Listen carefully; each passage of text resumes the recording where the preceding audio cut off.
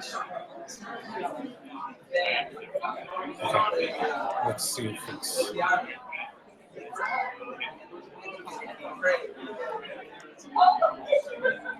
It says live now.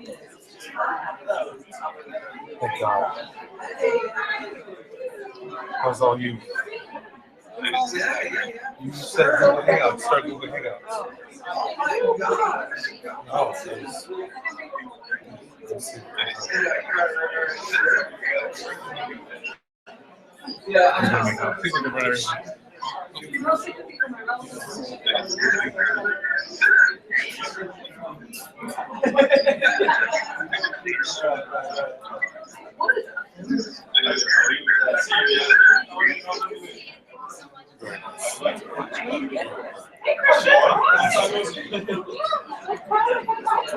Yes. Dorsey, how you doing? Everything well? Love. Yes. Set up. That's the game face. Sure. Why don't you wait until after budget season? Good. How you doing? Hey, Sonia. Yeah, no. I think that's fine. It's probably fine. Nice to meet you.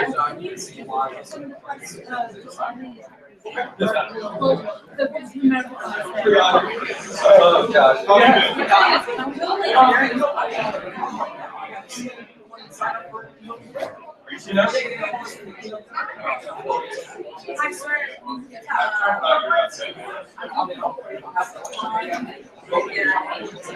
Assalamualaikum.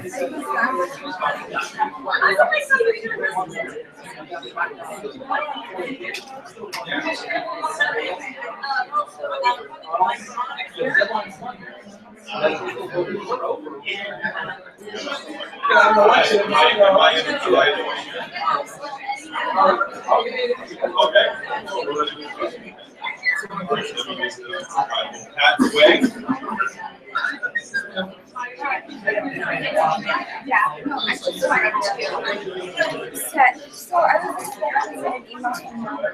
Yes. So I wanted to connect this.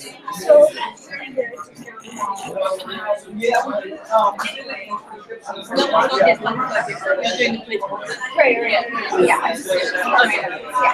Yes. No, comrade. About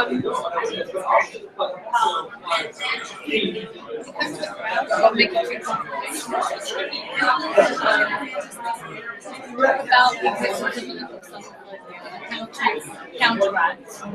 If you use the word combat and fight, there's it feeds into our negative narrative. And how to counter that.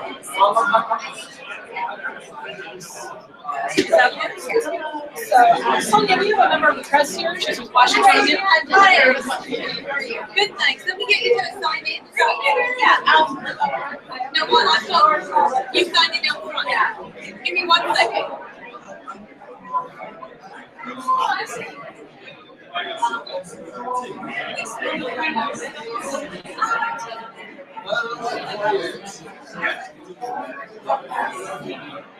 Can I borrow your pen for a second? Yeah. Just sign in there and then we'll make sure we contact you.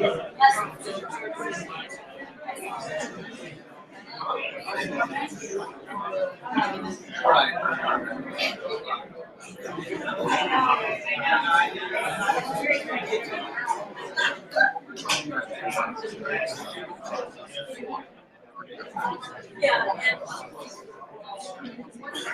Thank you so much. We're going to get this anywhere good. Yeah.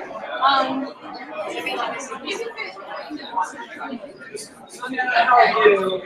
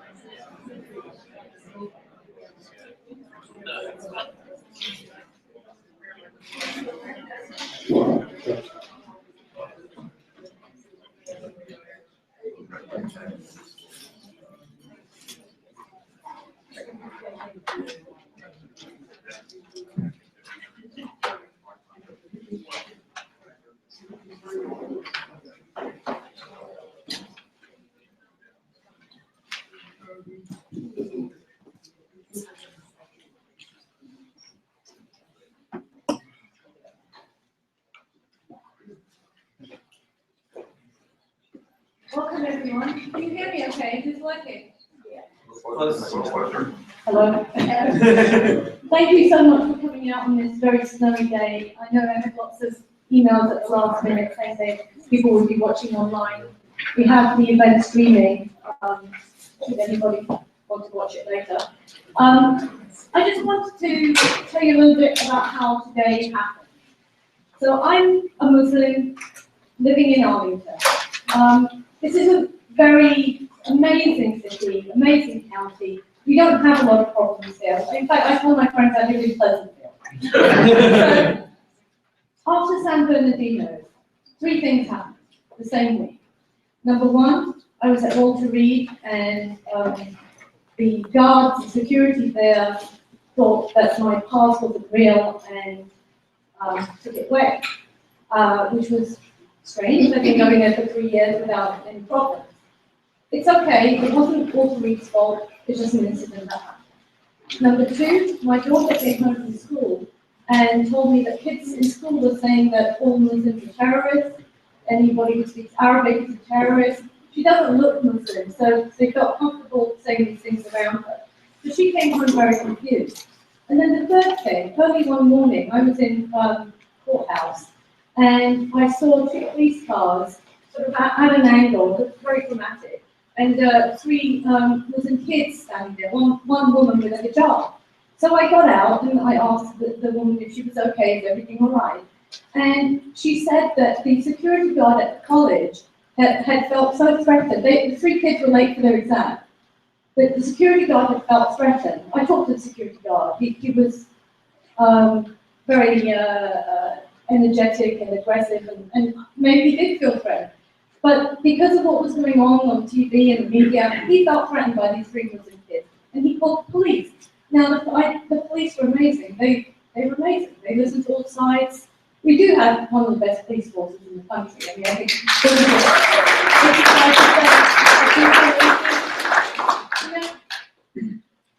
as I said, this is Pleasantville. It's a great county. So those 3 things happened.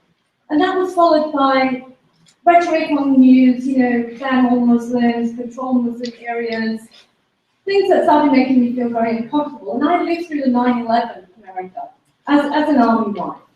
As the wife of the president of West Point Society. It was hard. It was hard. I don't want my children to go through that. So although we don't see any real issues in Arlington, I didn't want any cracks like was here. And I knew there was a big Muslim community here. I wanted to engage with them. I wanted them to engage with our civic leaders. I wanted them to volunteer and be part of the social fabric here. So, initially, I put together this meeting for the Muslim community. But as you can see, we only have a handful of the Muslim community here. Now, I have to tell you, we've reached 17,000 people in the community. 17,000, with a budget of $23.61.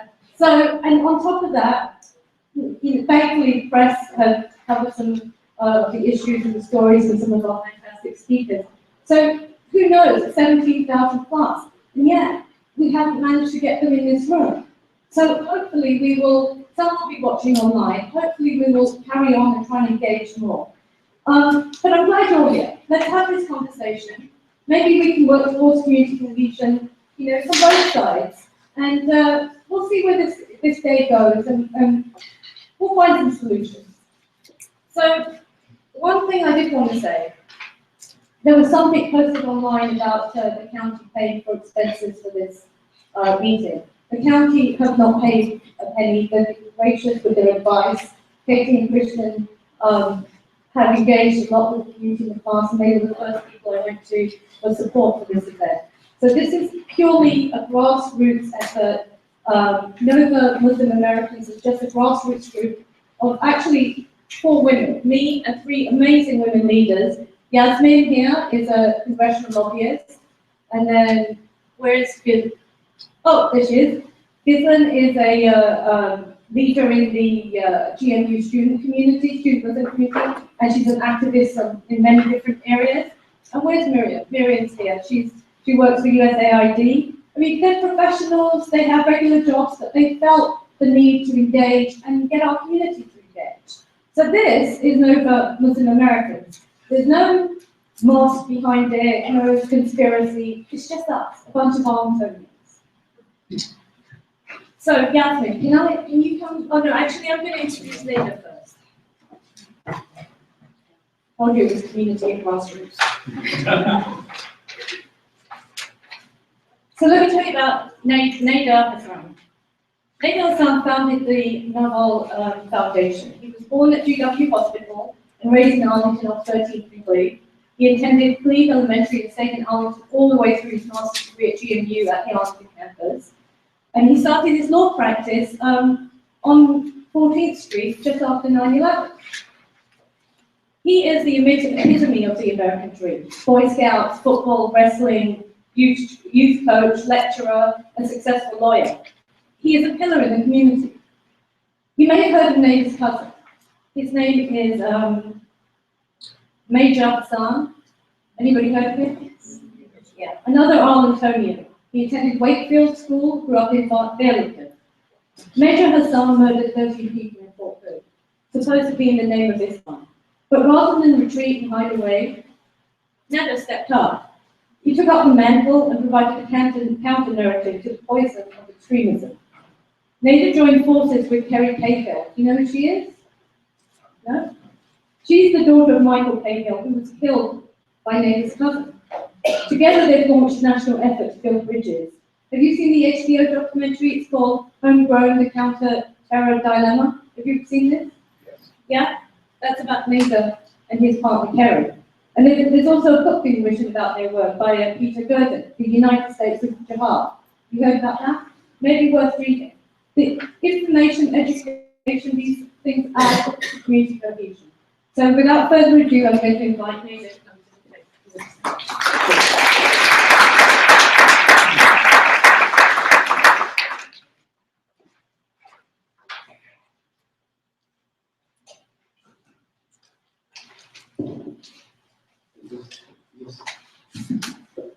Does this work? You guys hear me in the back? You hear in the back? Hear me in the back?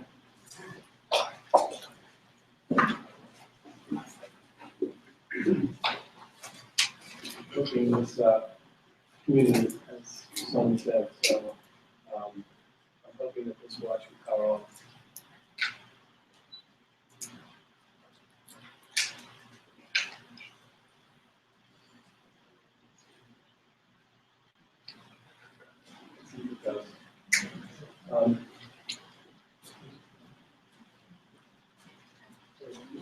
I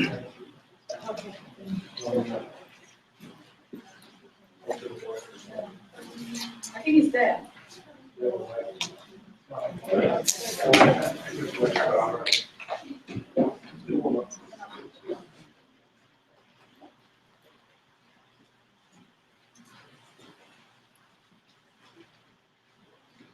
Thank you guys, and I'm really honored that Sonia asked me to speak, and she told me that I'd be the first speaker at the town hall. I definitely felt pressure because feeling would set the tone of today's engagement. Louder. Speak louder, please. Yeah, use the microphone. Can you hear me now?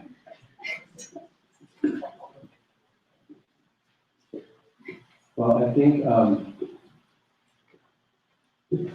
staying normal, that's normal for me with the podium is like the judges in front of me. So if you see me doing a lot of this and this, it's,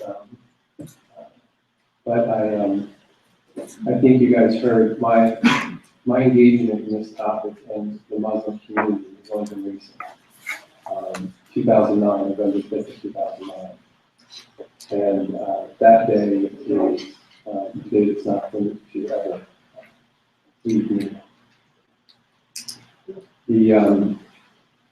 So discussing things and speaking and trying to do something optimistic always has to start with some sobering facts. And when I experienced that, prior to that, I never experienced any type of discrimination or Islamophobia, whatever it might be.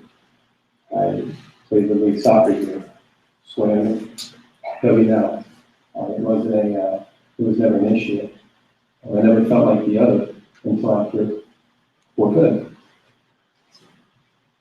And I was dumb enough to get on the phone. They said my cousin died that day, and I got on the phone because my mother and my sister were freaking out. And I spoke on Fox News and things were taken a lot of context, at least in the media. So I decided to revert to silence at that point. My wife and I just had a young child. We thought, this is not where we're going. Received the wrong side of a lot of the Islamophobes. So I'll get to that issue. People who were definitely full of venom and hate that love to be on the internet. So speaking is something that our community is very shy. And I think something that you also have to understand is we're young. We're still new. We're still trying to figure this out. This is on my quest, my genuine quest of not really being involved in the Muslim American community, to all of a sudden engaging all in with the community. And then finding out that maybe the community didn't think I was part of the community because I didn't pray every day. And they didn't see me in mosque regularly. I wasn't doing the community events. And so the media, and I started to learn how a lot of my friends in the non-Muslim community only saw this small portion of our entire community. So it was the hijab and the beards and the men wearing the robes that were always seen as the people who need to come and speak and talk on this issue. And whether or not we need to speak on this issue is even a discussion with our community. And so to have this dialogue is very important. And I told Sonia, hey, bet you 10% willing to be Muslim. Because they're afraid. They're not sure. They don't know what to expect. And then all of a sudden we say, hey, there's going to be cameras, there's going to be TV. That's just, no.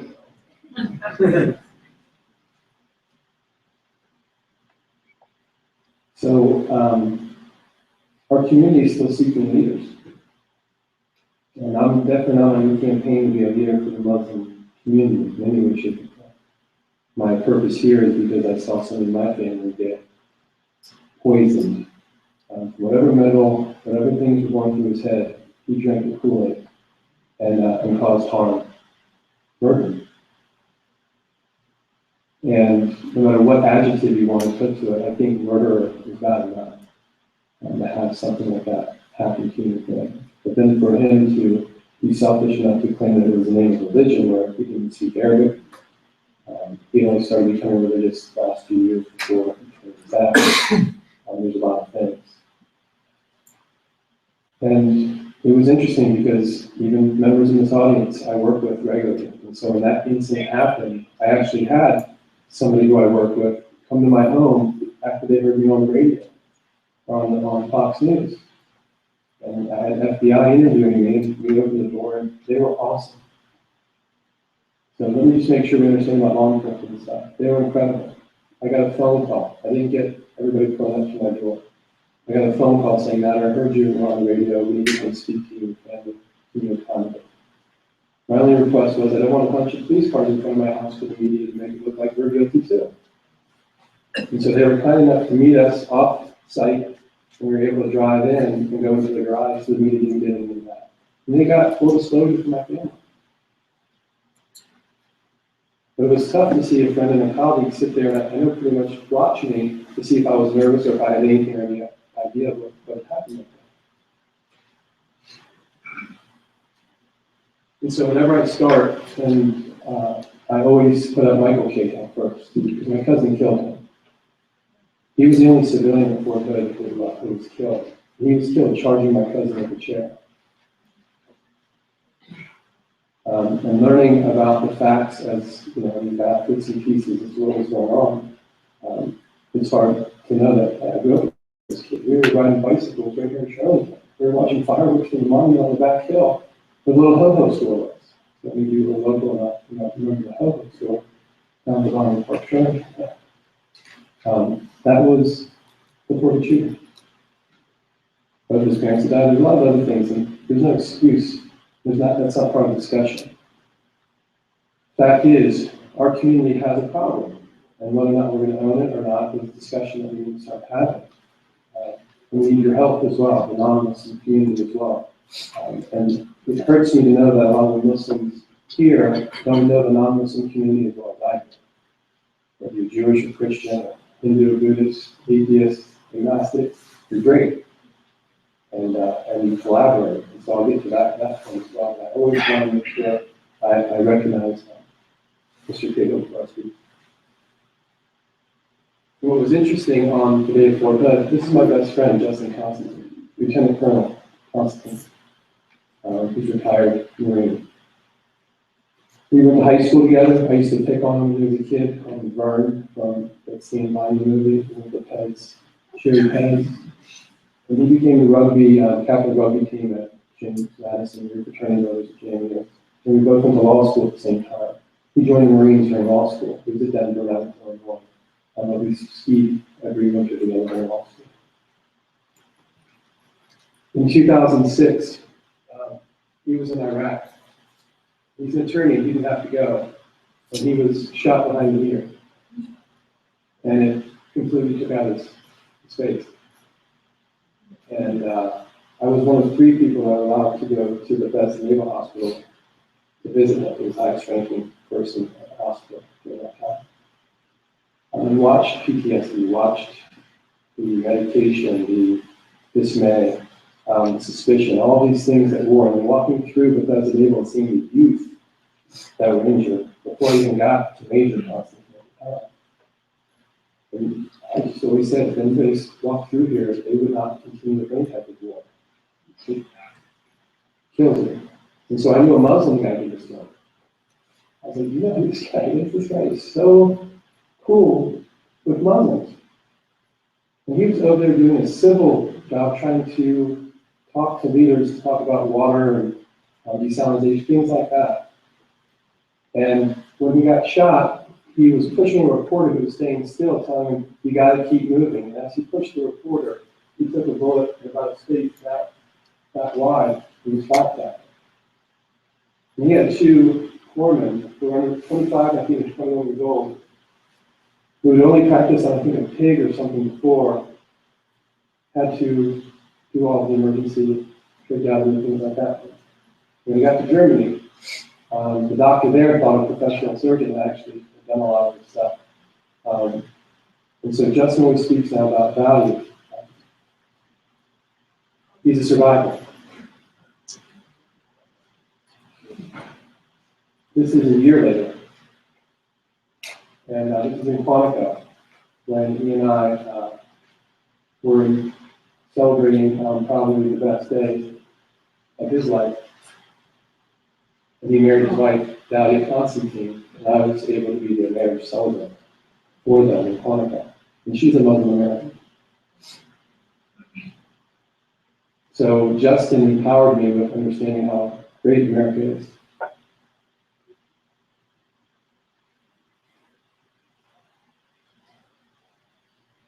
And he's what gave me the trust to be able to work with Carrie, Mr. Kale's daughter. He's the one who gave me the courage, and so did Dahlia, about starting the Nawal Foundation, because Bob Woodruff, if you know who Bob Woodruff is from DC, he met Justin through the Wounded Warrior and his foundation in New York. And he told Bob that we were friends. So Bob kind of courted me and wanted to do an interview before he should his family. And so I learned at that point that, wow, I can get some serious TV time if I talk about the monster. So I have a choice to run away and disassociate myself, or to be able to take that platform. And that was another time where not only was law enforcement doing great throughout, but the media was great. And he was amazing with regard to the interview that we did. And his interview is what led to Carrie reaching out to me, as well as other family members. In fact,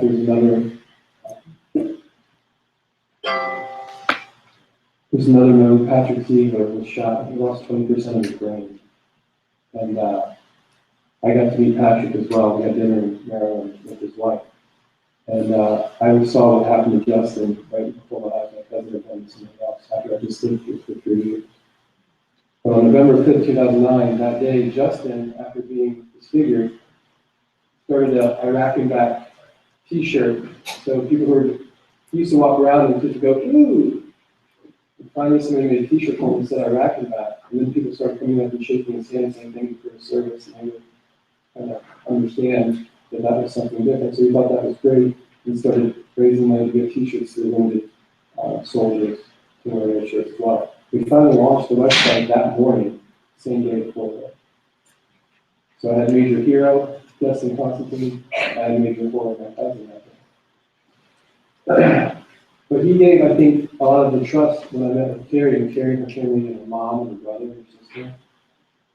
Another later on who came, she lost her brother before they came to my home. And that was part of the trust for them to see, and she basically allowed the community to come in and say, look, we're not. This isn't us. Carrie and I found that there's no dialogue. So how do we get people? We found we can get people in auditoriums to do kumbaya. Everybody was like-minded. Yes, this is wrong. This is wrong. Everybody would hug at the end. And the two people at the end of the spectrum weren't there. The people who were angry and scared and absorbing the fear were not attending. And the people who were scared and saying, hey, I'm a victim, everybody hates me, they weren't coming either. And so we try to figure out what's going on with that dialogue. That's on one level. But more importantly, what's going on with the youth. Because I don't know if you know that Muslims, the population of Muslims, at least half under the age of 35. And so you can think about how important it is for us to focus on what the youth are thinking. And part of my problem is, I grew up here. I was on 13th and Lee. There used to be crabs. You cross over 66, and there's little crabs, and you had crabs out there. I don't even remember 66 in my backyard back in the 70s.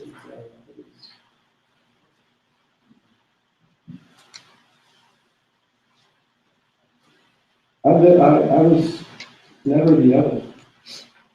And I never had to question my American values, patriotism. There's all these buzzwords people fight about now. I hate it. And my religion. When I grew up, the bad guy was Russia. It was Rocky versus Drago. And my friends would always joke around, you're fasting? It's summertime. Are you crazy?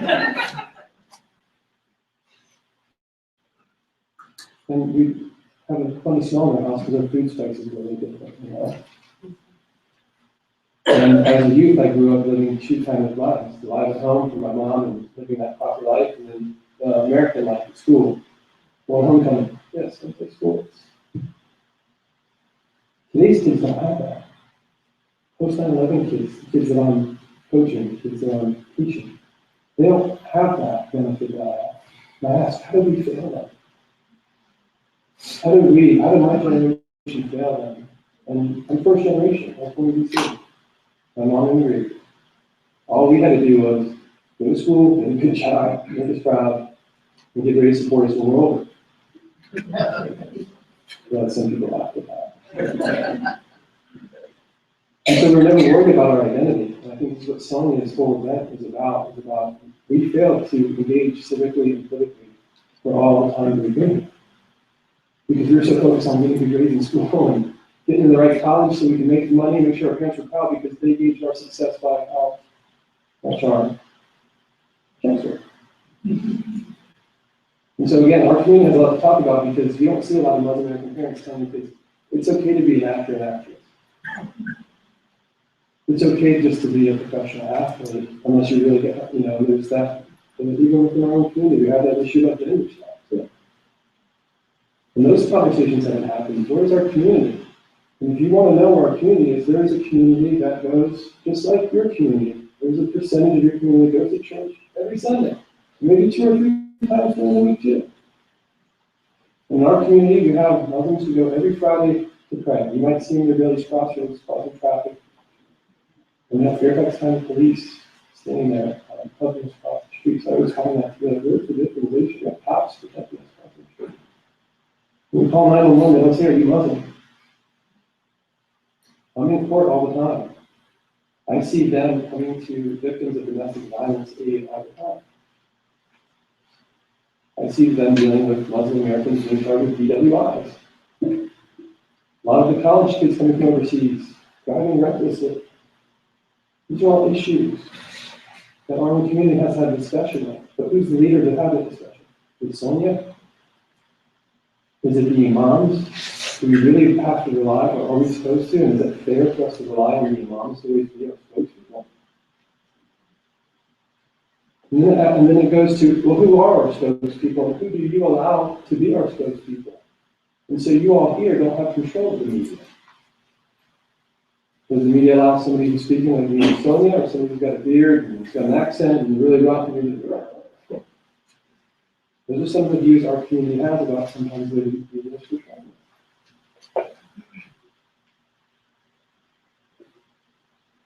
And so we spoke with a lot of youth. And we found out that a lot of our education is not the word tolerance. Found out. And I grew up, I remember Young Life and CCD, and I'd wait for my friends, my Catholic friends to get out of CCD before we would plan when we got to university. It was, and there was mutual respect and understanding about me having to eat bologna when I spent the night at my friend's house to become a baby. And the moms were always sensitive about that, but I wasn't the other. And so to tolerate, I found out was, I'm going to tolerate you, I'm going to fuck with you. But I'm going to heaven, and you might not be. It's this superiority, this exclusivity mindset, this extremist mindset. And it definitely exists in our community, we have to own that. It exists in other communities, but fine. They have to deal with that themselves too. We just need to focus on our own stuff. And so to have mutual respect and understanding, I always tell people, do you know that Muslims are waiting for Jesus on the day of judgment? Do you know Jesus is mentioned 25 times in the Quran and the Prophet Muhammad is mentioned 5 times? Do you know there's one chapter on the Virgin Mary? 72 virgins, not in there. Communication, discussion. Those are things I always say, that's where we should find our breakfast at Tiffany's. Let's find out about everything that's being educated from an anti-terrorism perspective versus, oh, you're Muslim, what's that about? Come on over. Oh, you can't eat pork? Okay, that's good. That's what I know my neighbors do. Coexist. Same thing. The kids, this day and age, I want to be specific about this education. The kids do not have that superiority with the social media and the internet and the world so close to them now. It's not I'm better than you, it's just don't say you're better than me. Don't say I'm less than you. Let's make sure we all say we're equal. And so when Carrie and I were in Texas, I ACT, it's the Interfaith Austin group where we went and we spoke, and they had Muslims and Jews and Christians building from homes, building from homes together. And you got to see the youth who were very pious to work together for the same idea of God and find out about the humanity aspect. And I think that's what's necessary for even our community to talk about that interfaith and that connection. And I see it happening. It doesn't get a lot of publicity, but I definitely see the mosques locally definitely engaging in interfaith where they're inviting churches to come in, and churches are inviting them to come to their services. It's happening, it's just not being advertised. And there's not just me, there's other people who are saying the same thing when we sit at the table with their 4 or 5 friends. Just coming out in public and doing this and saying, hey, it makes them pause.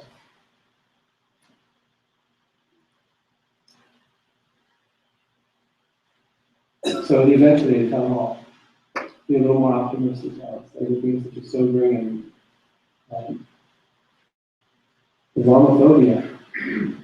There's a big debate. You can hear whether or not it exists or not. Identity, who's our identity, and community cohesion.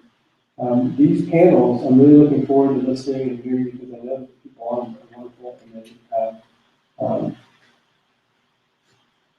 the right foundation knowledge to be able to help our community and to reach out to the shows that are here.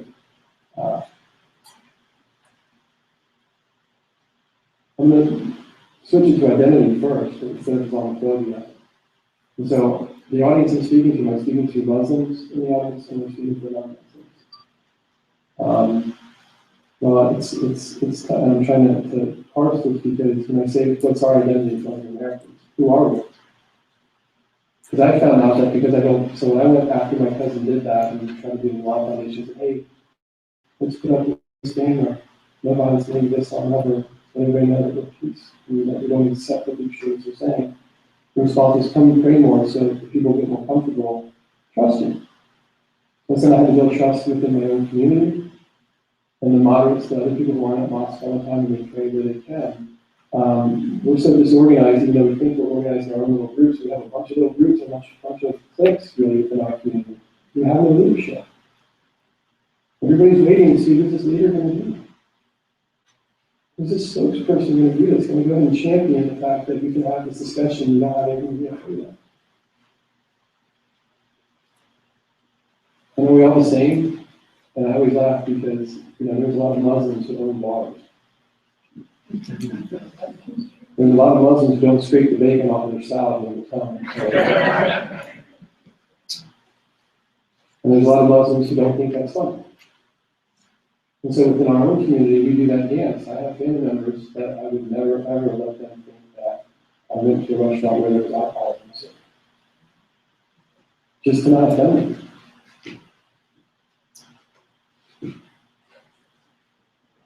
And when I say we're all the same, I always think about when I was growing up and this fear that some of my relatives would have about my cousins and stuff going out and spending sleepovers or going to prom.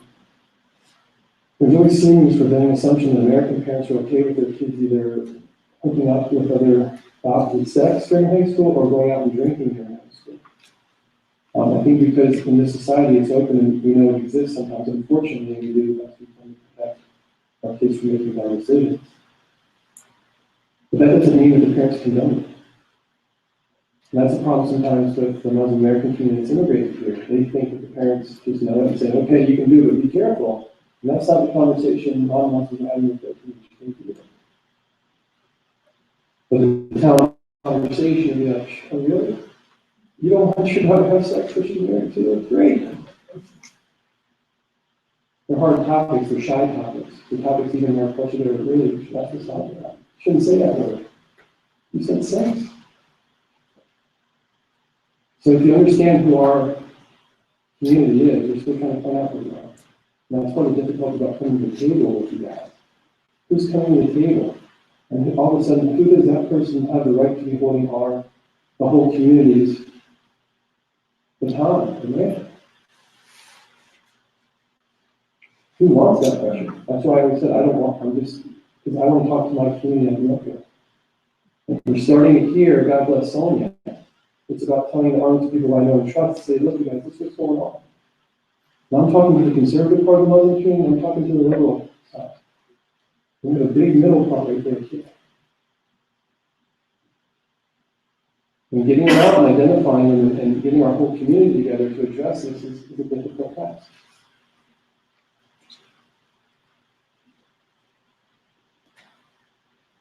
Who owns our identity and narrative? Not us.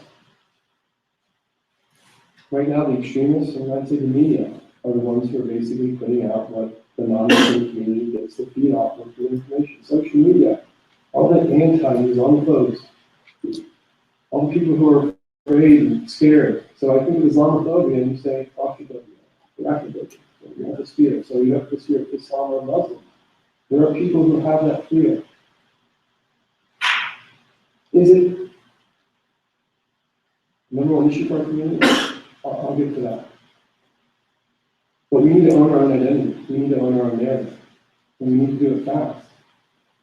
Because the more we let these two extremist ends, the people who are afraid of Islam and hate Islam, the people who are saying that, hey, we're these perpetual victims and everybody's putting us down, that's what they feed off each other. And so I think Karen and I and the Nawal Foundation, we really try to focus on the center to moderate these sorts of conversations that have to happen.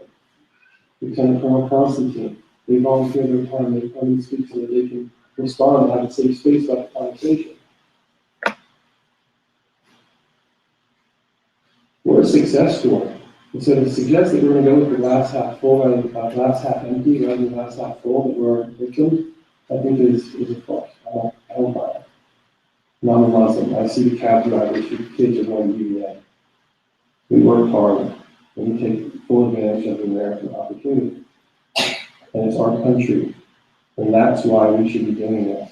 This is why we should be addressing this conversation about domestic radicalization, ongoing terrorism. It's our country too, that's why. Not because they're saying we should, it's because we should want it. Patriotic is a buzzword. A lot of people say, I hate that word. I know. I do find many Muslim Americans who are very patriotic, who are serving law enforcement, who are serving in the military, who are starting to reach on to more of the government. I know Sonia's going to speak about the political leadership. But I can tell you that the Muslim Americans who are in criminal defense or in law enforcement or prosecuting, they're at least some part of the filter for our community to make sure that if something is not right, because discrimination exists for every community, that we're still very safe. So if we engage in the community, and we have this engagement in all of these different channels of the community, then we also get to talk and talk. Muslim Americans have innate respect for law enforcement. And there are bad, so we have our bad apples. And some attitudes, and say I've seen in court with some of the Muslim Americans who've been defendants who clearly have been charged with things they did wrong. So we have, but it's not because they're Muslim. They made just as stupid decisions to drink, drive, use drugs, whatever it may be. And so the idea that we're not having the dialogue to collaborate with law enforcement is ridiculous. We are the ones. And so the question comes, where do we talk? And how do we start talking? Do we say, hey, Muhammad and his family are staying up late at night in the garage, you guys ought to go check it out. So a lot of law enforcement will say, yeah, that's exactly what you want. Yeah, tell us. We want to get there. And there's a lot of Muslims who are saying, hey, well, how about we talk about how do we keep them out of the garage in the first place? And so they'll always point right after that to, we have to stop these Islamophobes from making these young kids feel like they can't go to America. So you can see the tennis match, right? What's going on, and we have to get closer to the net now to be able to fine tune the issues and have that trust. And the Muslim American community is very generous. Guys at the front of the Muslim American, on their house to eat, we're going to stuff food down their throat. We ask them for a jacket, we're going to bring 6 for each of them.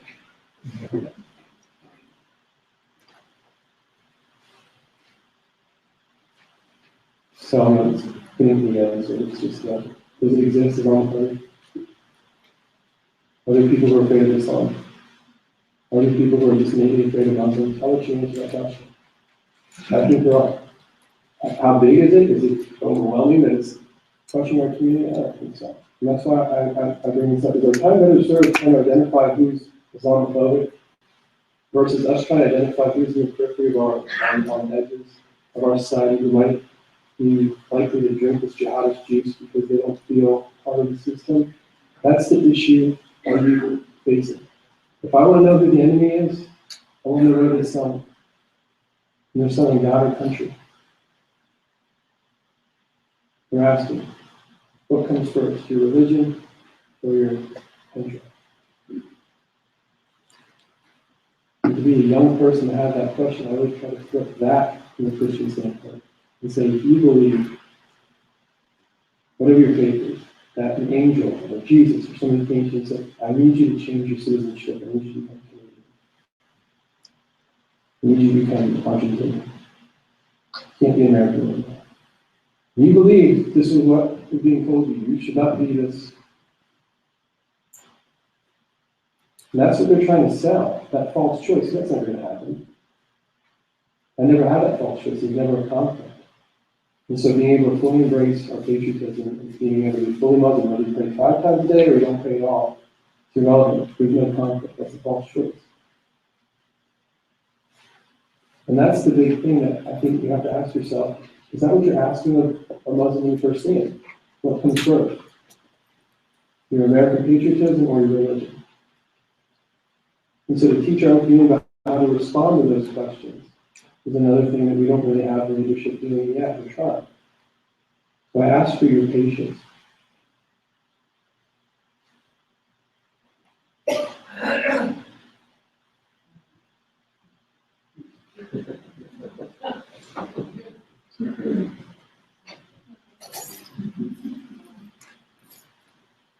Irish, Italian. Yeah. Somebody who's passing Planned Parenthood or these debates about these conversations about comparing who's supposed to apologize. We don't need to get into that. The only thing we need to do as Muslim Americans is embrace this. 2016, there's nothing. We won't support Islam. That's old laws. If you're American, we don't have Muslim Americans. We have a lot of respect.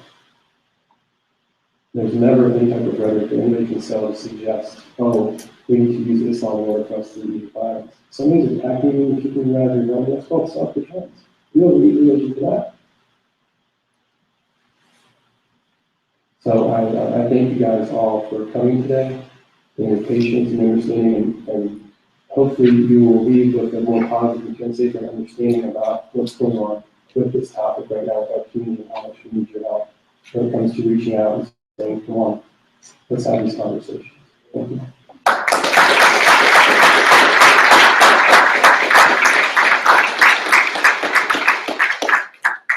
Thank you so much.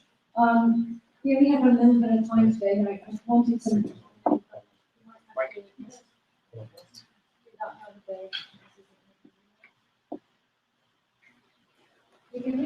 Nope. Okay. So just want to make one comment. Does anybody watch Star Trek here? Yeah? So what's the difference between the Star Trek fleet and the Borg? Anyone? Right, assimilation versus integration. Just keep that in mind as we talk. I'd like Yasmine to come up now. Yasmine's going to introduce the panel here and tell you a little bit about herself also.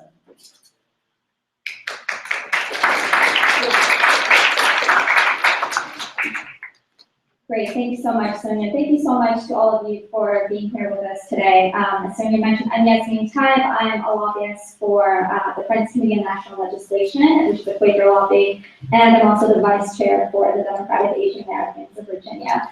I'm delighted to moderate the civic engagement panel discussion today and want to thank our local and state elected officials for their support and participation. I'll do quick introductions of each of our speakers, and our speakers will each have about 3 to 5 minutes for short remarks, and then we'll open it up to questions from the audience.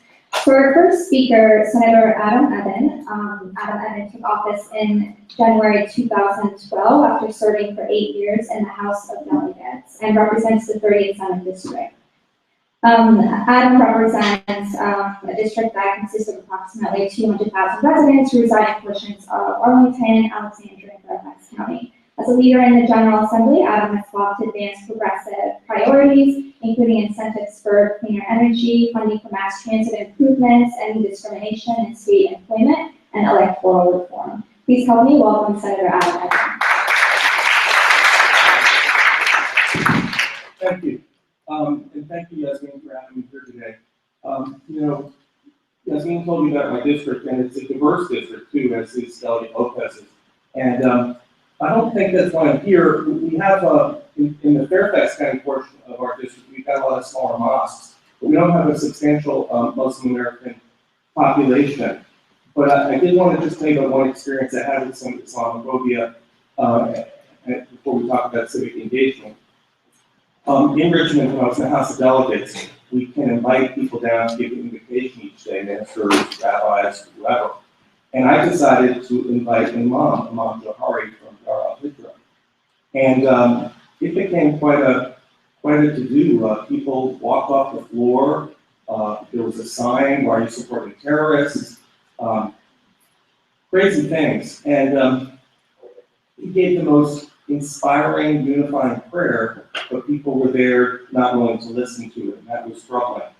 But I'm a minority myself, I'm a gay person, and I think that those of us who are up here on stage have all had people who forged a path for us, whether whether it's Jay Hasan, who was gay, or Charles Monroe, who was black, Ellen Bosman, who was a woman who's heavily involved in civic life, or Walter Tejada, who's here today, Latino. And it's easier for those who come after because of those who went first. But as a minority, in a lot of ways, people are more accepting today. But there's still some barriers that need to be broken. And for me, it's important that people's voices be heard. For me, the thing that gets me most excited in politics is empowering people to have a seat at the table and to have a real voice. But I wanted to give some advice on how people can claim that seat at the table, get that voice. And one of the things is to be involved, of course, in community service. Whatever kind of community service you're involved in, it's rewarding. But I don't think people should ever rule out whether it's running for office or being in some other prominent position, and that we should all contribute and prepare, whether it's being on a county or state commission, being involved in your local political party, local civic groups, not-for-profits, and often, going outside of our own community is what, something that I have done, and I think can help me become successful, and first as a delegate and as a senator.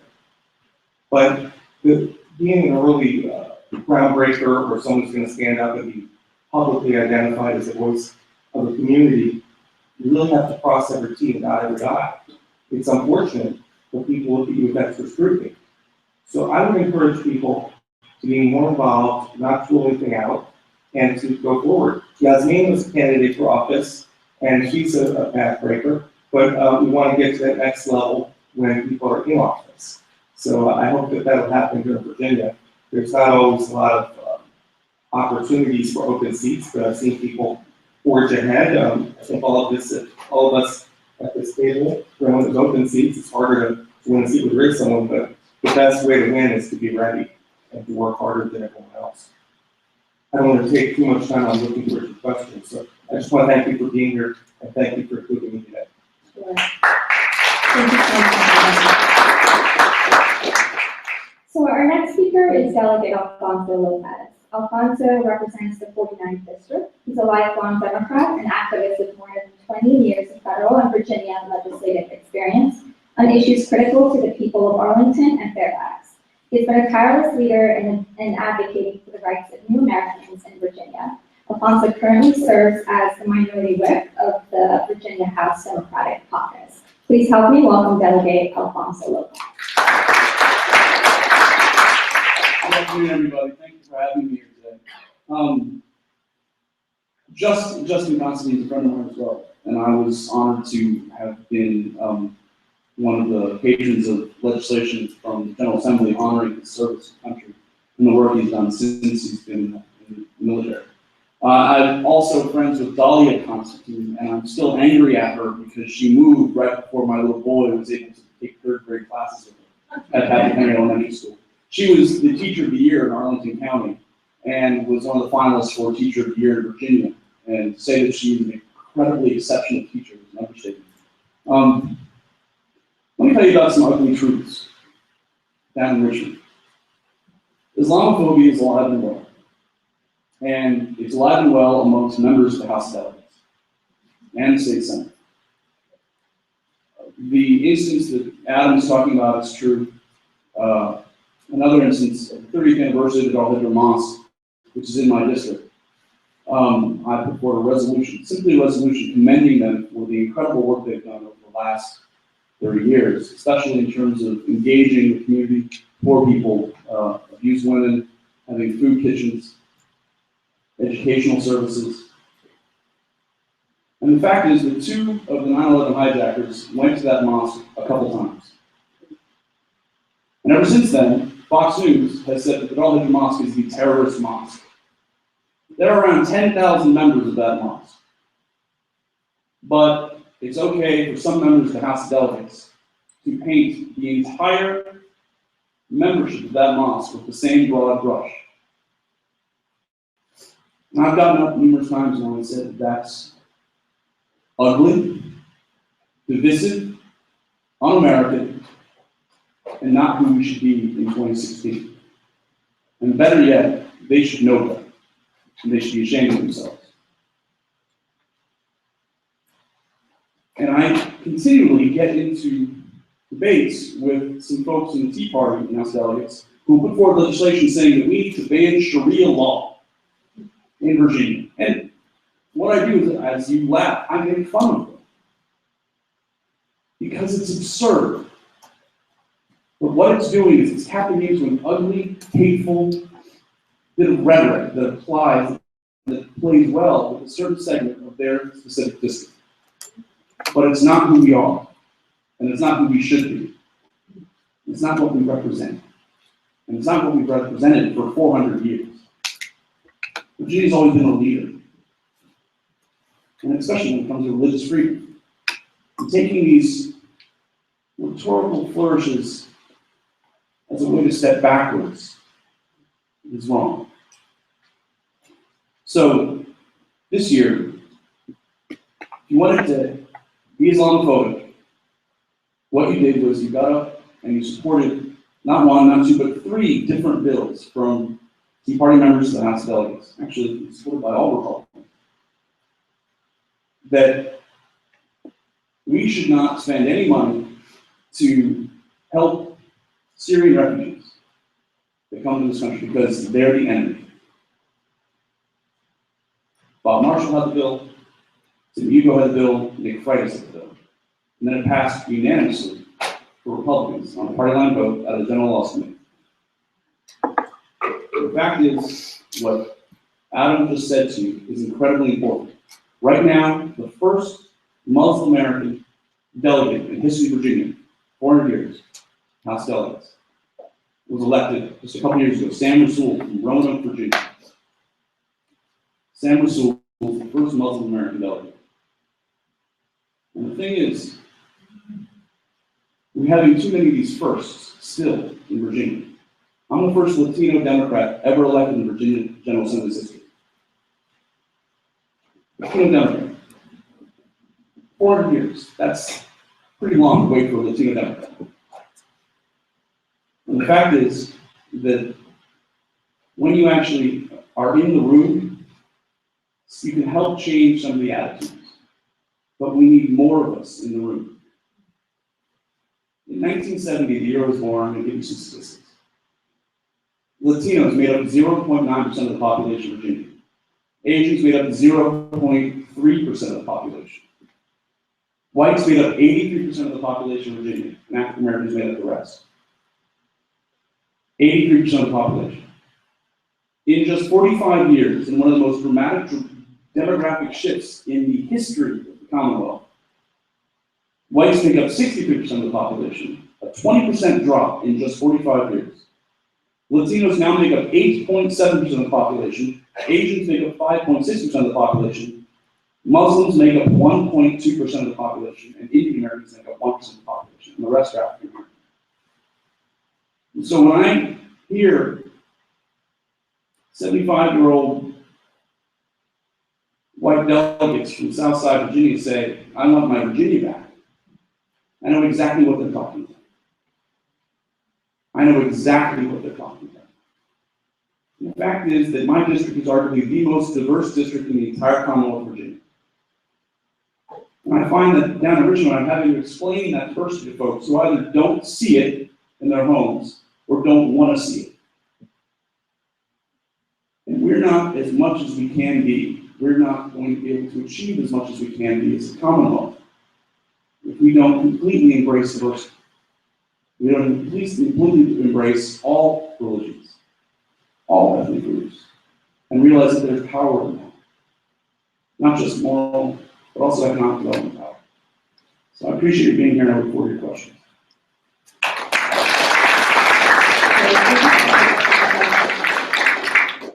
Our next speaker is Arlington County Board Member Katie Cristol. Katie is a Columbia Prize homeowner, community advocate, and education policy consultant. She holds a public policy master's degree from Princeton and a BA from University of Virginia. Katie has been an advocate for women's issues, including reproductive health, political representation, and support for survivors of sexual assault. Please help me welcome Katie Cristol. Good afternoon. Assalamu It's nice to see all of you here. I'm Katie Cristol. It's nice to see some old friends and new faces. I am so grateful for this opportunity to have this conversation with Sonia, Yasmine, and our other organizers today. Not only because we are in a difficult moment in our national conversation, a moment where fear and hatred and anger is unfortunately carrying the day in too many places, and in a climate where it is so incumbent on us to speak up as Arlingtonians, all of us, that the national rhetoric does not represent our community, those who live here of all stripes, of all colors, and all religions. But I think this is important not just to take a stand against hatred, but to advance a more affirmative idea of inclusion. There is a difference, as our speaker so eloquently put, between tolerance, just the absence of hate and discrimination, and active inclusion. I know the difference myself. I'm a member of a religious minority. I'm a Jew. And my family I grew up both in Atlanta, Georgia, and then in Montgomery County, Maryland. And I lived the difference of tolerance, of people who are okay with religious minorities. It's fine for you to do what you want, doesn't bother me. And the difference of living in a community that affirmatively believes that your difference enriches the community, enriches the dialogue, is interested in hearing what's unique and what's special and what we all have in common about you. And that's why I believe that political dialogue, that affirmative community engagement is so important. I hope it's been your experience too, that Arlington is a tolerant community, is a community where the sort of hate that we see spewed on the national, or as Delegate Lopez reminded us, unfortunately, on the Commonwealth stage is not as present. But we can continue to grow to really be that sort of affirmative and participatory community. So that's what I'm here to listen to you all to do, to engage with you all to do, to encourage you to get involved at a local level, because it's the local level I think that really does make such a difference. It's the difference for me as a student from going from Atlanta, a place of tolerance and religious acceptance, to a place like Montgomery County, which decades after I was a student, but still, passed a policy allowing more flexibility about holidays for Jews, for Muslims, for students, and really being an inclusive and affirmative place. It's local advocacy, not to steal Nancy's thunder too much, but it's local advocacy that helps school kids and their parents advocate for halal, kosher meals in our schools, these little ways in which representativeness, advocacy, inclusion really do take hold. I am so looking forward to hearing what's on your mind, your questions, to continuing that conversation and making sure your voices and experiences are represented. We need them. to build the kind of community that we want to live in, that is affirmatively about inclusion and integration, and not just tolerance. So thank you for the opportunity to be with you today. Thank you so much, Katie. Our next speaker is Arlington County Board Member Christian Dorsey. Christian is a senior leader at the Economic Policy Institute, a think tank that promotes economic policies that foster broadly shared prosperity. Christian has served the Arlington community as a volunteer, serving on the boards of directors of the Arlington Free Clinic, A-STAN, Leadership Arlington, and Arlington Independent Media, and has also served on the Planning and Tenant Landlord Advisory Commissions. Please help me welcome Christian Dorsey. Thank you, Yasmine. It's a pleasure to be here, and Katie and I know are thrilled to be up here on this distinguished panel, and two of our colleagues, Board Chair Libby Garvey and John Bystad, were also here earlier. I'm sure they would have loved to have been up here, as is someone who we just missed out from having as a colleague, Mr. Walter Tejada, who is here in the audience. So you can see that from a local government perspective, this is an important conversation, one that we are intimately and urgently engaged in. And I'll explain a little bit about why me personally cares about this issue so much. Long before some of the professional experiences that Yasmine talked about, one of my first professional jobs was working as a diversity educator, working primarily with high school students, dealing with issues of unintentional bias, dealing with division among communities based on race, based on religion. It was an incredibly moving experience, profoundly educational experience, and one that has helped me deal with these issues of identity and difference in ways that I've had to deal with, really, quite frankly, my entire life as a member of a racial minority, an African American. Let me tell you a little bit about some of the things that I've learned, some of the things that I think. And you can decide whether or not it sort of rings true with your experience. Often when we bring people together for dialogue, to get past tolerance and to get to what Nader talked about, being mutual respect and understanding, you know, we can find some willing participants and we can get them in a room, and those folks are willing to engage, and a couple of hours later, they can all hold hands and sing Kumbaya and everything's great. And it seems like it's easy, like we don't have to do anything but bring people together. But let's just understand how that happens and why it's so difficult to replicate societally. Because if we think about America, the one consistent thing that we've had in this country is whomever claims ownership, who claims the majority, who claims the power, whenever things go south, whenever they feel insecure, whenever they feel like their economic livelihood is threatened or their opportunities are diminished, there has been this consistent knee-jerk reaction to figure out what group out there can I blame is a reason for why I'm not able to actualize to my fullest potential. So we know that that's the baseline for what we've experienced in America. So why is it so persistent, and why can't we get over it? And I think part of it is because of how we think about this. It's not just about getting past tolerance. It's understanding that it's hard work. It's not just about getting people together. Because quite frankly, when you have those kumbaya moments, it's because the parties were willing to do it. They just didn't have a mechanism or a vehicle to make it happen. Once provided that vehicle, they were able to come together and everything is great. But our society is not really built up that way. For, in this particular case, non-Muslim communities. It's not enough to be the Pleasantville of Virginia, where we have people who are not actively hating Muslims and willing to accept them into our community. Non-Muslims have to recognize that we have work to do. And that work includes not just going to meetings where Muslims are present and saying, we'd like for you to get involved. It's to understand why Muslims are not getting involved. As Nader talked about, there are reasons based on perhaps culture. There are reasons based on response to the Islamophobia that they may be seeing not just here, but elsewhere, that are preventing people from stepping out and getting involved into the norms and the systems that we've set up. And we have to recognize that and realize that we have work to do in order to make that road a little less treacherous for them to traverse. So it's not just about going to a meeting and saying, join us, but recognizing that they're not a monolithic group, they're made up of individuals, and we ought to find out what those individuals have to offer and give them opportunities, show them opportunities where they can participate based on their own perspectives, their own ideas, their beliefs, and their passions.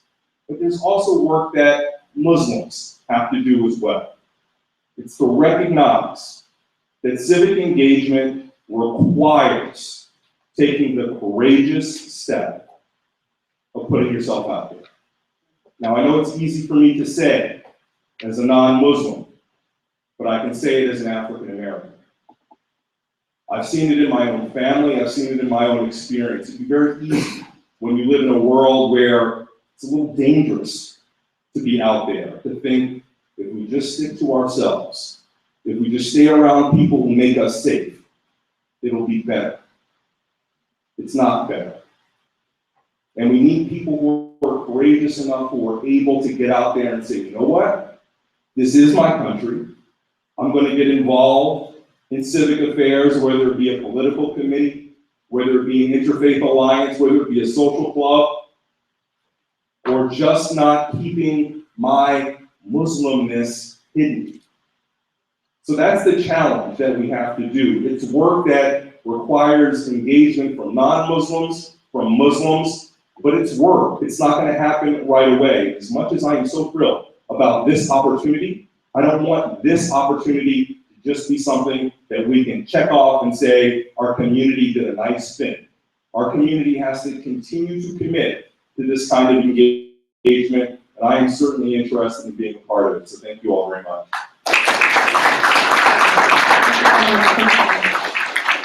Our next speaker is Arlington School Board member Nancy Van Doren. Nancy Van Doren has served on the Arlington School Board since September 2014. She's been working hard to bring family and community voices to the table as the school board makes critical decisions that directly affect student achievement and address capacity challenges. Please help me welcome Nancy Van Doren. Good afternoon, everybody. Thank you for having me here. I'd actually love to be on that side of the table listening to people explain their experiences here in Arlington, sharing them with us. So maybe we can do that one day and have a roundtable discussion to really share. I have a lot of information I could share with you. I'm going to do a little bit of my personal story, and then I did a little research in the last 2 days about Arlington Public Schools and our support and our understanding of the Muslim community and how we support Muslim students and faculty, staff at the APS. But just some background about myself. Interestingly, my husband and I were, my husband's in the State Department and he's here today with me. We were in Yugoslavia, former Yugoslavia, in Serbia. And during the period of time when the genocide was going on in Kosovo, and we ended up leaving the country, as you all recall, when we decided to bomb Serbia. So I took three of my children, two infants, and drove out of the country and left my husband home. And we watched that happen from a hotel room in Budapest. So for me, it's this emotional issue because we lived it. Prior to that, Jack had participated in negotiating the peace accords, which brought the end to the genocide in Bosnia. So for us, it's a personal story that we live. And I raise that because for me, I want to know that my children are growing in a country where it's emotional for them. Because when it is emotional, as Mr. Hasan said, you don't think about being intolerant. You don't think about not accepting the people next to you. You accept them because you love them. So it's very personal for us. And that is so, I'm going to tell you factually about what I learned about Arlington, and then I'm going to tell you about my interviews with my children around the dining table, because that was my gauge of how all these words actually happening. So the words are, I learned some things. We have a very thoughtful cuisine. We have absolutely no pork products in the food that's provided to the students, not at breakfast, and it's vegetarian optional breakfast. And we have a lot of different vegetarian options, and as I said, no pork products, pepperoni and ham are turkey products. And my kids gasped when I told them that at the table. They thought all that time we were eating pepperoni and ham. And we do not cook with animal fat, and our yogurt does not contain gluten, gelatin. And that was all very interesting to learn. I did not know that until I did my research. I have 3 pages of curriculum that begin in the 4th grade, go through the 8th grade, the 12th grade, and they are in the world geography, world history, and world history 2 classes.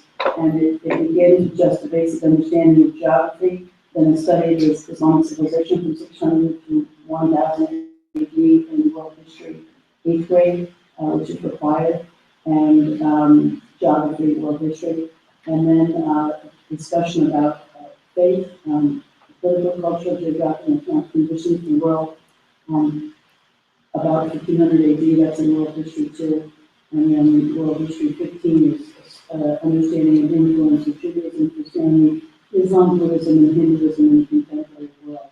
So it's quite extensive, the curriculum that we pursue and that our children can learn about. As you know, we have promoted diversity as at the core of what we do in APS. I learned that for over 20 years, students in APS have been able to ask for and have a place to pray during the day. All traditional clothing is just something that everybody can and will wear. And our staff and students are very aware of when the holy month of Ramadan is, and are very careful to make sure that students, particularly athletes, are accommodated and it's understood how to be supported at that time. And if there are holidays that are holy holidays, children are allowed time off from school or testing is accommodated during that. The holy month of Ramadan this year is in June, and that will be during our SOL testing and ND activities. So it's something that the teachers was focused brought to mind. I also learned that this is Arab American Heritage Month, and the theme is, interestingly, proud of our heritage and proud to be American. So that was my research. And I had found a long article from 2004 that interviewed 3 APS students who were talking about the challenges of being athletes during Ramadan and how the school supported them. So all of that is the facts. So then I asked my kids, and I asked my kids to on Facebook, their friends, and tell me their stories. With many friends who knows them, and I have many friends with teachers who know them. So the stories in general that I got were that the teachers felt very included and welcome in APS, and that there were really no issues for them. Now that's an extreme statement. Of course, there are things that happen, but in general, that's the way we felt. And my kids had experienced this curriculum, and we were very comfortable, and we have lots of kids at our house on a regular basis who are from all different cultures, and it's just this wonderful mix, and it's not tolerance, it's truly integration and inclusion, and that's what I feel, and I'm so happy about that. My kids went and got books that they were reading, Funny in Farsi, that was on the dining room table. The Breadwinner, my son read that when he was in 6th grade. Persepolis, a graphic novel, another book that they're reading. These are all books that they just read as part of the curriculum in school, which have either main characters or describe, have characters of the Muslim faith. And the Kite Runner, which gives me as an option. So I mentioned that to you because it's really part of the fiber of their day. Now, are there stories that they can tell that are not, that we get to have to be proud of? Yes, I had one young man who said that in his school, the principal always called him Muhammad. That's not his name, by the way. And I cringed when I heard that, but it was important for me to hear it. And you need to know that 10 years ago that happened, and I pray that doesn't happen today. A story about on 9/11, a mom being stopped at gunpoint as she was driving on that horrific day. These are all part of our story, but what I'd love to hear now is that our students are together, they're sharing their culture, they just love each other, and to me, they're my inspiration. And they, I hope, will be what changes the face of our representative body and our elected officials, because they're just equal to one another. So those are basically the stories I wanted to share with you. You know, the school system is a great place to get started because people tend to really understand our differences. So PTAs, they are wonderful places to go and just be. There's nothing better than food to share and discuss how cultures are different. Communities and APS, teaching, being an aide in the schools, teaching, being part of a sports team or sports club, birthday parties, clubs. They're great ways to just participate and just be a mom together or a dad together or a fellow student together. It's a very simple entry point, so the schools are a great place to do that. So you're welcome, we'd love to have you there, and I certainly would really look forward to hearing from all of you. Thank you.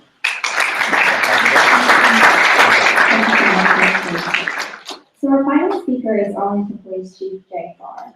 Jay was appointed Chief of Police in May 2015. Prior to his appointment, he served in the Arlington County Police Department for 23 years, where he served in a variety of positions, including assignments as Acting Police Chief, Deputy Chief of Police for Systems Management, Operations, and Criminal Investigations. Please help me welcome Jay Farr. Good afternoon. First and foremost, I appreciate the opportunity to be here, but I'm going to take a little bit different turn.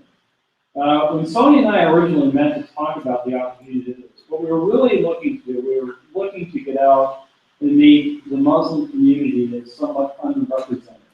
A challenge for the police department has been and always will be how well we can engage our community. We have made tremendous efforts over the last 20 years to expand those efforts. From the days of the CB pop teams to where we are today, where we have 3 district teams, a mess, a couple of them come up just for a minute to introduce themselves. But the goal of the original meeting for us was not so much about one particular topic, but how critically important it is that you engage the police, engage with all members of our community.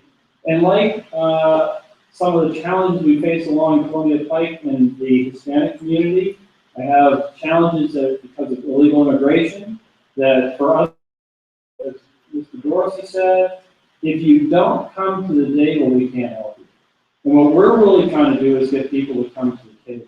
And so I'm addressing my remarks more to those that are not in the room today. I think this is being videotaped and broadcast outside here.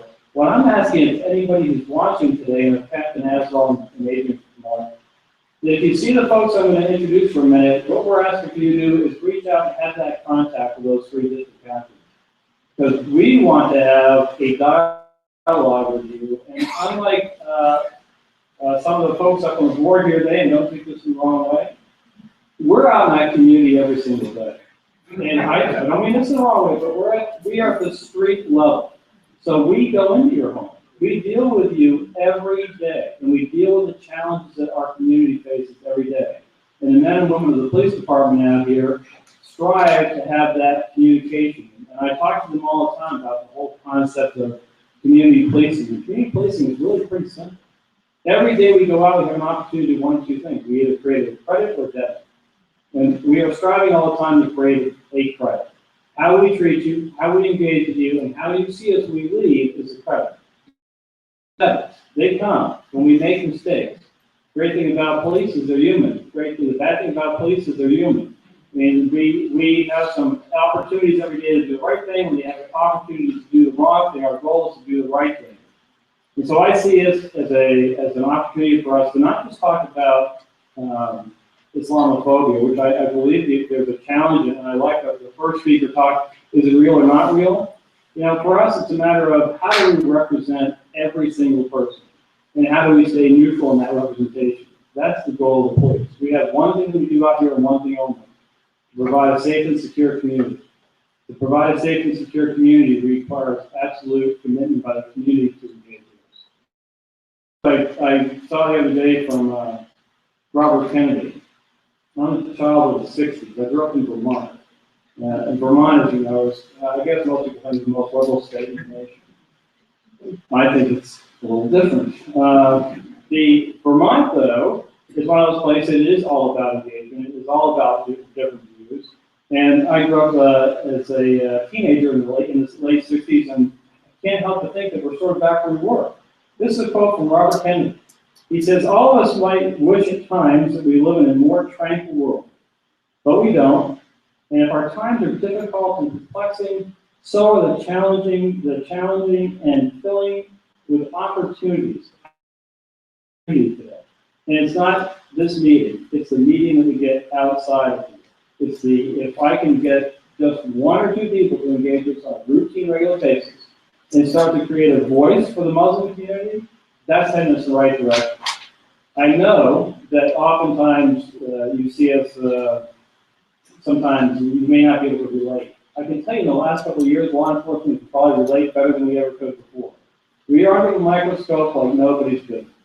And you talk about stereotyping, whether it's stereotyping because you're African American, you're stereotyping because you're gay, you're stereotyping because you're Muslim. Well, right now I can tell you this country likes to stereotype because you're in law enforcement. And they would have you believe you're committing atrocities against the civilian populace. What they're not talking about is the 850,000 officers that are doing the right thing every day, all the time. They're talking about the individuals that commit the wrong thing. So whether you want to talk about a Muslim who's done something wrong, you want to talk about a Christian who's done something wrong, our press loves to pick on the one, and they're not looking at the broader scope of people doing the right thing. So I'm here to hopefully have that dialogue with folks that want to do the right thing. So Adrian, would you just, what I've asked them to do is, again, for folks that aren't here, I want them just to get to meet our district captains, because the way we set up our districts is we have 3 districts in the county. If you have any issue or concern with law enforcement, we ask that you talk to one of our district captains first. Give us an opportunity to address the problem. I beg you not to send a letter to the county board and 67 CCs to the mayor and the governor. It just slows things down. If you will give us the opportunity to take it from the front, we'll help you out to the best of our ability. So Captain Quigley, if you just introduce yourself. I'll just talk really loud. My name is Adrian Quigley. I'm the commander of the 3rd District. The 3rd District is pretty much everything that's in South Arlington with the exception of Pentagon City and Crystal City. The major neighborhoods would be Fairlington, Shirlington, the entire Columbia Pike corridor, Naw. That's pretty much my area. I took over last June and I'm happy to be here.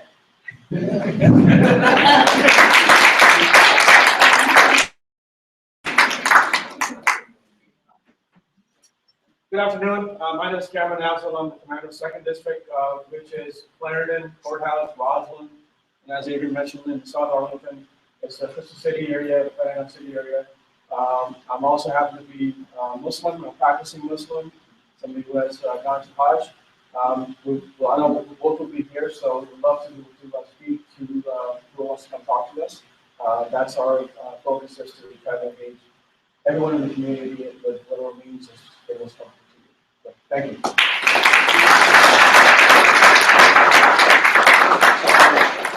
Pat Donahue is the district commander for District 1, which is primarily Arlington past Boston. It's Boston border of North Arlington.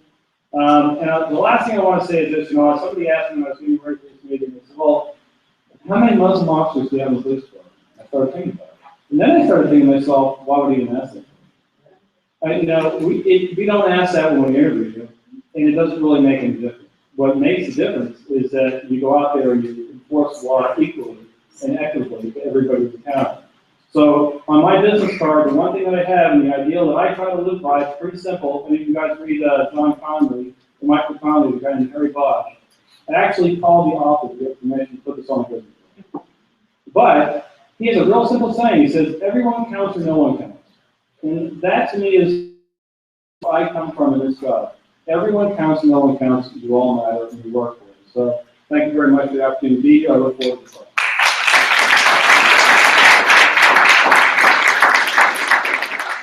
Great, thank you so much, Jay. So now we're going to turn it over to the audience to take some questions from you guys. And Sonia will be coming out voting with the mic.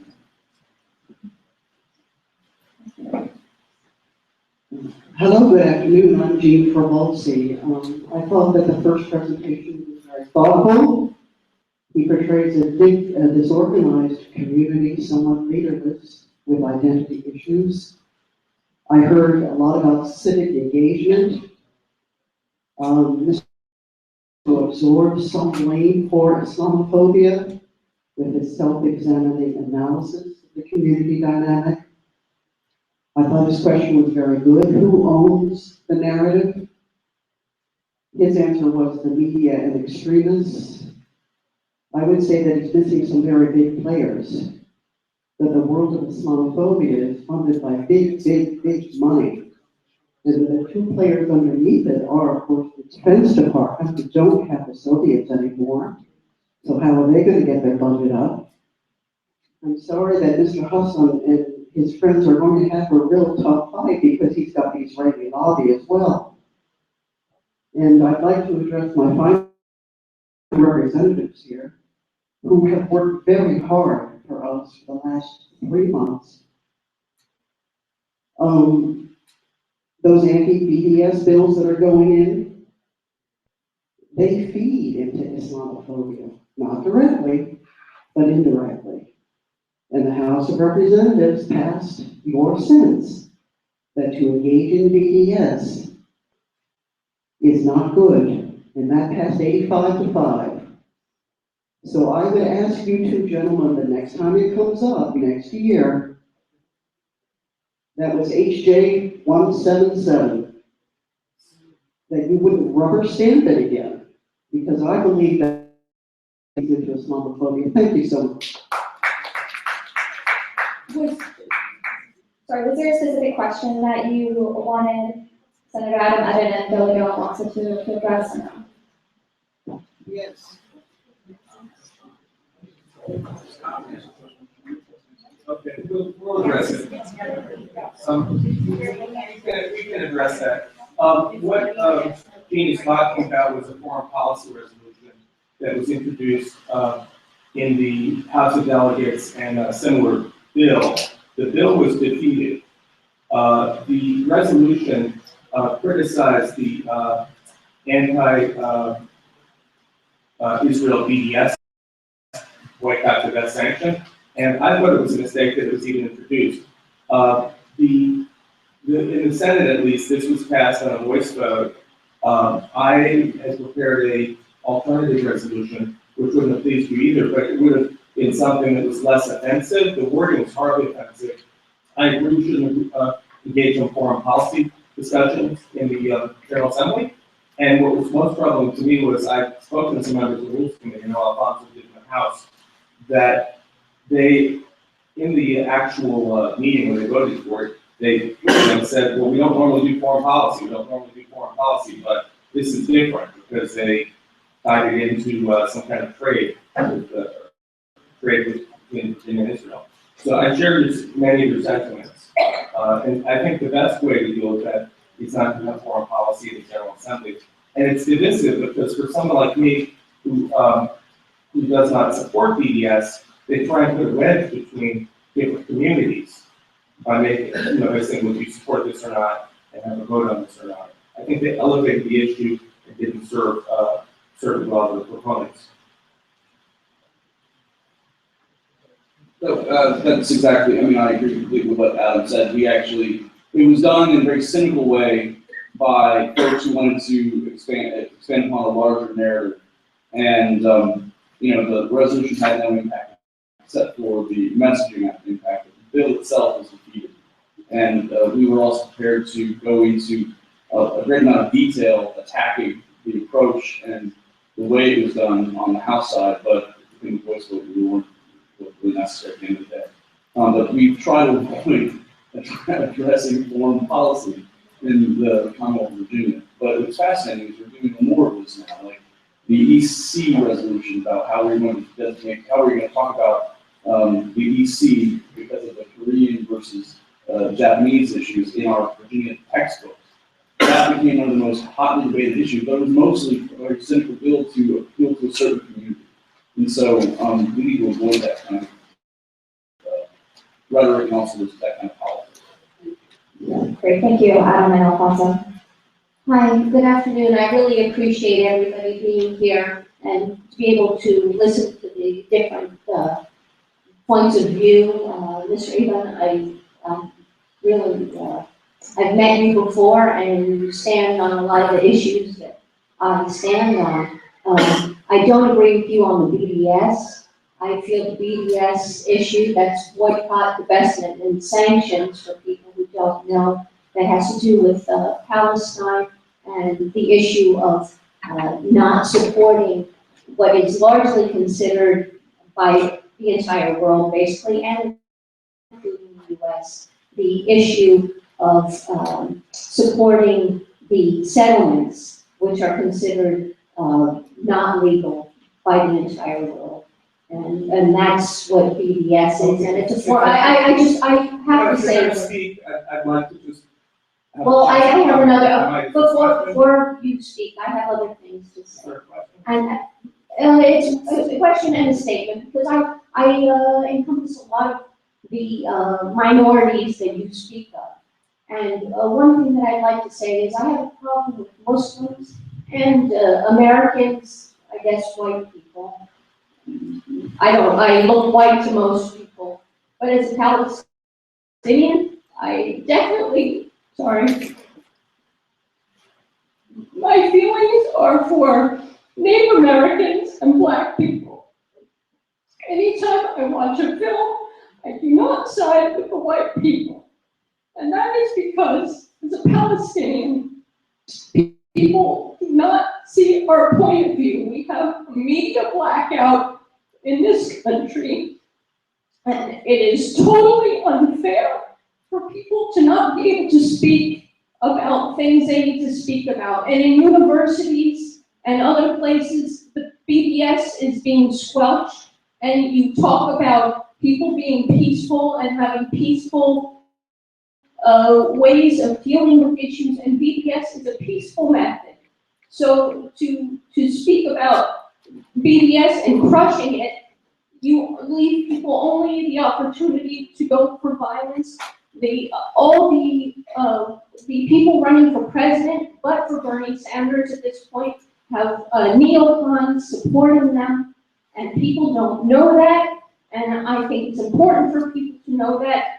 A lot of the people who run the media are supporting Hillary Clinton and supporting Ted Cruz and these people, and American citizens do not have the opportunity to know that. And the idea of Muslims who say, I'm speaking for Muslims, or Americans speaking for America, that's not true. We are all very individual people. We all have different things that motivate us to vote or not vote. And I don't think it's fair for people to say, I speak for Muslims, I speak for Americans, I speak for Jews, I speak for Palestinians. Yeah, turn your hands up. You're not hearing any of this stuff anywhere.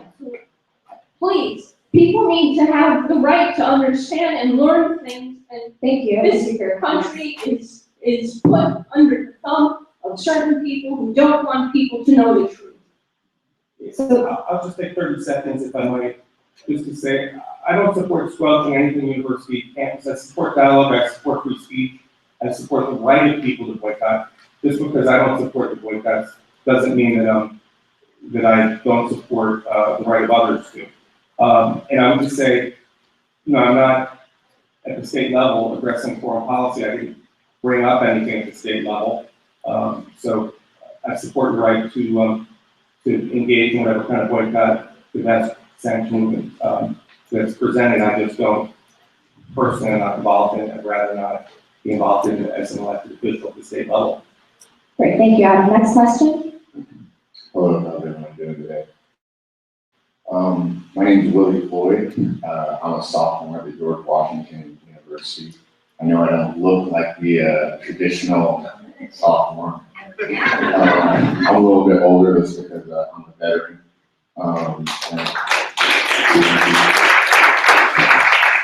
My question is directed a little bit more to delegates in the chief.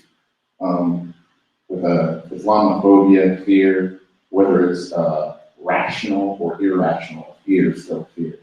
My girlfriend is definitely afraid of spiders. I'm not. And I don't see it as rational, but to her, she's definitely afraid. And I think the reason why some people fear Muslims is because of the tactics, techniques, and procedures that they are using. I don't want to say like against us, but that they're using. And people just don't feel safe. When you look at the things going on in the world, whether it's San Bernardino, Belgium, Paris, you know, some people just don't feel safe anymore, and that's why they have this fear, whether it's rational or irrational. So what I'm wondering is what can be done without invading privacy to make us feel, or make those people with fear feel more safe, or something that's being done to ensure their safety, because if they feel safe, then there's no reason to really have that fear.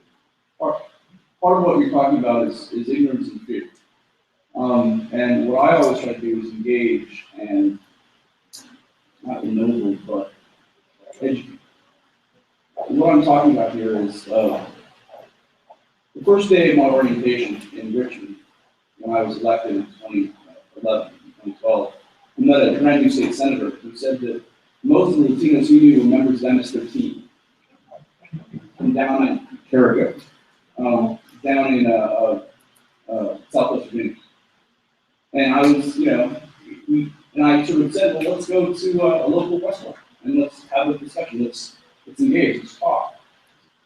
And if you're actually exposed to more different religions, different ethnicities, different societies, different ways of being, getting out of the provincial kind of narrow tunnel, you're only making everything better. You're actually getting people past their prejudices, getting past their fear. And we're living in a very unique and wonderful time in the world's history where we can take a thought, take an idea, take any kind of activity or news event, and it can go around the world in a split second. And that's a wonderful, wonderful thing, but it's also scary because society's changing and our socioeconomic foundation is changing. It's been changing rather dramatically over the last 40, 50 years.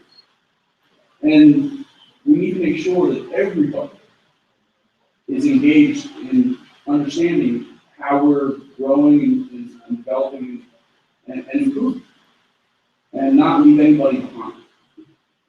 That's the way I like it. So I always try to sort of hear people and listen to people first. And that's why when we're talking about civic engagement, we're talking about inclusion, we're talking about getting folks from all communities involved in PTAs, in boards and commissions, and getting them elected to office. Think about what that means. When Walter Tejada was first elected to county board in Arlington, he was the highest ranking Latino elected official in the state. And immediately, every Latino in the entire county of Virginia knew who Walter Tejada was. It was fascinating. I could go to Rhoda, Danville, Pennington Gap. People knew who Walter Tejada was. And he was able to use that platform in a way to engage everyone. And talk about issues of importance to Arlington, but also issues of importance to Latinos and to Americans. And we all need to, because if we're more engaged in our community, if we're coming from out of our specific communities and engaging the entire community, that actually helps everything out and breaking down fear, as you said. Yasmine, we have time for one more. Sure. Could I have a brief comment? I promise it'll be great to have you back. Mr. Floyd, you bring up, I think, what is one of the critical pieces is this whole idea of how we deal with fear. Your girlfriend's arachnophobia.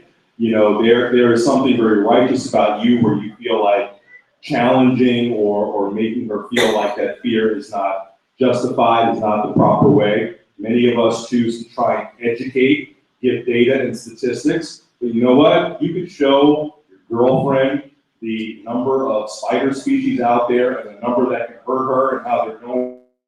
And you know what? She's still going to be afraid of spiders. It's not always knowledge and data that It solves the problem. We have to stop pretending that that's the case. But there's another thing.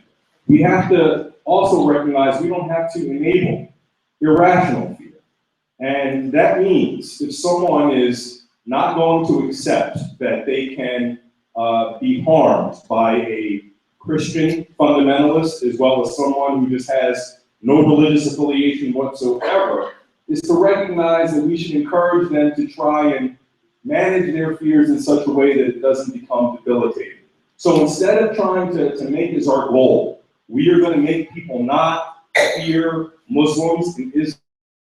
It's to maybe think about how we get people to put it in perspective, to recognize that there is an irrationality about it, that they can go ahead and live their life and not act on that Islamophobia so that it becomes discrimination against Muslims, exclusion of Muslims, to realize they have their own things to work on, but it doesn't become the dominant thing that they try to impose on society as well as the entire Muslim community. It's a story that many African Americans have dealt with for years, wondering whether or not to engage with white communities because for a long time it was white people who were causing Black Americans a lot of physical harm.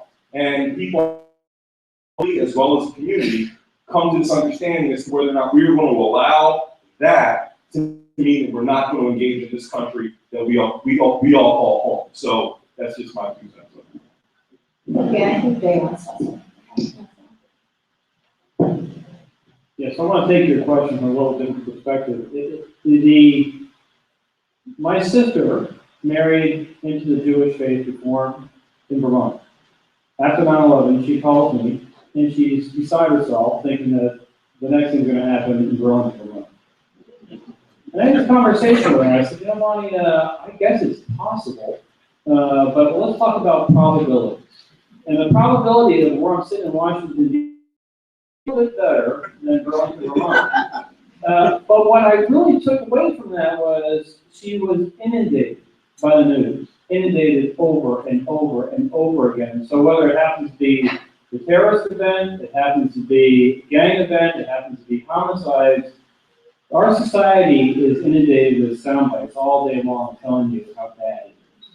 And the reality is that if I look at the homicide rate in the United States, yeah, there's probably quite a few. I look at the homicide rate in Arlington County, not so much. But if you're listening to the news every day and that's your influence and that's your source, that's a problem. So how do we deal with that? I'll use immigration as a flip. Immigration issues for us can go on 2 ways. Our community that's definitely afraid of violence, definitely afraid of immigration issues. But for the police department, for us to have any success at all, we have to work and alleviate that. But that's not our role. We're not in 287G, we're not immigration. We're here to protect you as part of the police service. And how do we do that? It's through putting context to the issue and having that conversation. So when I talked before, it doesn't happen overnight. We've been doing this 20 years. I was at a Civic Association meeting about 3 months ago, where I would venture to say 70% of the people in that room were here illegally. But they were willing to come and have a dialogue with us because we knew why we were there was because we were dealing with issues that were specific to this county. So when you talk about how do you deal with it, I think it's we, the community, have to continually put out a counter message that talks about reality and puts things in perspective. And so I think that's our challenge every day, and that's part of why I'm trying to engage a broader context of, a broader cross-section of this community so we can put things in context. So thanks for the question. Thank you very much for this very thoughtful panel. I live across the river in the District of Columbia, but my day job is working with seriously emotionally disturbed children. My specialty is with adolescents. And I also, by full disclosure, went to George Mason in the conflict resolution doctoral program. So you have a wonderful resource just down the road that works with. And I do think that there is a physical, chemical reason why people become violent. And it is not inherent in any gene pool, but it has to do with repression, the inability of being able to express their political ideas or their autonomy. And we had terrorism, certainly at the beginning of the Israeli statehood, And that terrorism, I think, is being fed by something called the Islamophobia industry. And Nathan Lean, Lean, from Georgetown University, has just finished a book on this topic. And he did a book presentation at St. Mark's Capitol Hill where I sing. Really important book because this is a highly subsidized information network, and I think it's important to be aware of it. But what you're doing is so important, and it really feeds into the social justice that is so necessary. And right now, I think that Muslims are the victims of a lack of social justice that starts in Israel-Palestine with BDS, which is a nonviolent movement brought about by the South Africans who knew what oppression was. Thank you. Thank you so much.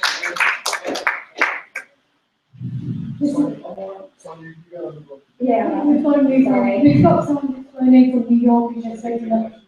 Sorry? Time. We have another panel, you can hold your question for the next panel. We've got. Great, thank you so much, everybody. Thank you so much, Mark Hamilton.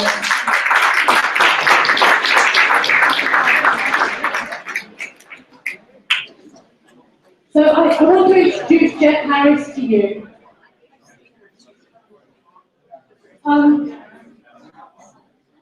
Guys, I know we're running over, so I'm just trying to speed this up. Jeff Harris is the deputy head of the European Commission in the US for Congress. Jeff will introduce himself. But considering what's going on in Brussels and some of the perceptions that you have as Americans of Europe, Jeff is going to give you a security, tell you a little bit about what's going on.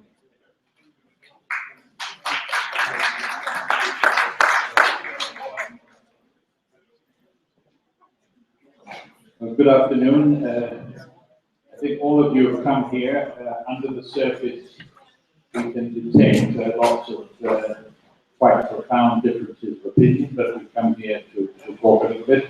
And as a British person living in Washington, D.C., I've been asked to give a bit of a European perspective on some of the issues which you're dealing with in Arlington and in the United States.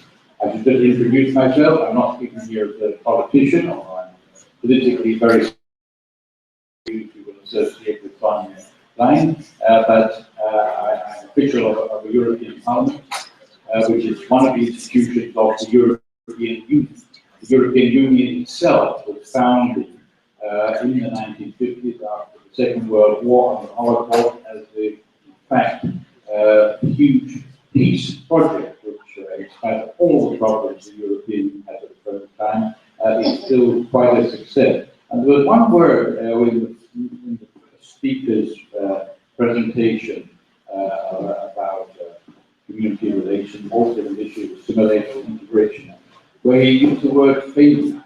And I would say, as a European, and even you in the United States, found differences. I don't think failure is on our part, because millions and millions of people are trying to come to the United States, trying to come into Europe, because they find these parts of the world rather attractive, both in terms of economics and in terms of personal development. So I think there's no solution to these problems, but some confidence in the basic values of freedom of expression, human rights, is the point of departure, where people distance themselves from these views, then we have a real problem. Anyway, I've lived in London, I've lived in Brussels, now I live in Washington, D.C., and I've seen a lot. I've lived in various multicultural part of one particular ethnic group, but we won't go into that. The fact is that throughout my adult life, the idea of integration, assimilation of different communities has been challenged, it's always challenged. It's challenged in elections. I'm not going to comment on the US elections, but I get the impression that the idea of the United States as a melting pot, the great ideal of the United States is based and is indeed embodied by the president, is something which is being directly challenged. That's something for Americans to do. In Brussels, a couple of weeks ago, a number of people blew themselves up and killed dozens and dozens of people in a metro station. An airport I must have been through 500 times in my own life.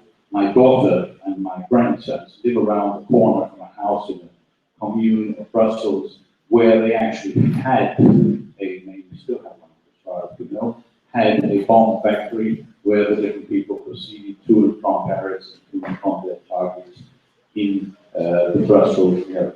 So we do face a dramatic situation, but we face a dramatic situation brought about by a tiny minority of people who are intent, indeed, on destroying the multicultural society in which most of them benefit quite substantially. Of course, there are economic issues, there are issues of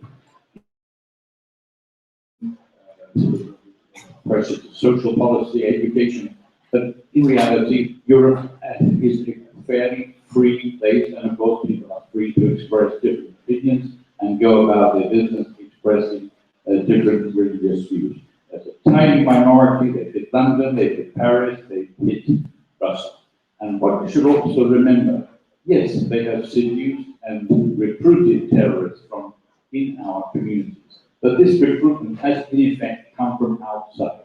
There's effectively an attack going on our kind of society from people who clearly have no concept of whether it's tolerance, integration, understanding, that clearly is an, and it has to be dealt with, obviously partly through the kind of intelligence, which the police were talking about a bit earlier, also through integration programs, through political leadership, and of course elections is when people decide what direction they want to take. So I don't think the lessons in Europe are happy ones at the moment if one concentrates on specific incidents which have been designed precisely to sow panic in our societies, a strategy which may succeed for a short time, and of course a violent action, a military action, a kind of plot is something which can have devastating consequences. But nothing to do with, in many ways, there are many issues here. BDS has been popular, inter-religious relationship. It's got nothing to do with it. But you're talking about tiny numbers of people who, through various technological avenues, have been recruited to, in fact, advance a military kind of attack on our society. So I'm not going to give you a security report from Brussels, but I can assure you, even whatever happens with Britain and the European Union, of course, there's a kind of feeling of introversion at the present time. There are dangers of that kind. Our society, it's unimaginable that a society like Brussels or London could break down into a system. Integration has been going on for years and years and years. So, yes, terrible things are happening, but our society is much stronger than our enemies think. So, yes, going to all these things, yes, all this kind of work is absolutely essential. But let's take our point of departure as the view that we are a free society. We have something worth defending, how it is done. We have controversies about that, NATO, war in Iraq, all this kind of thing. But the point of departure where everybody in this country, in Europe, I think really is on the same page, is that we have a common set of values to believe in and to be proud of, and not to be panicked by the precisely to just that. Anyway, thank you for your attention and congratulations on the You know, Jeff is extremely knowledgeable about these things. I really wish we had an hour to speak to him. Jeff, did you just mention the name of the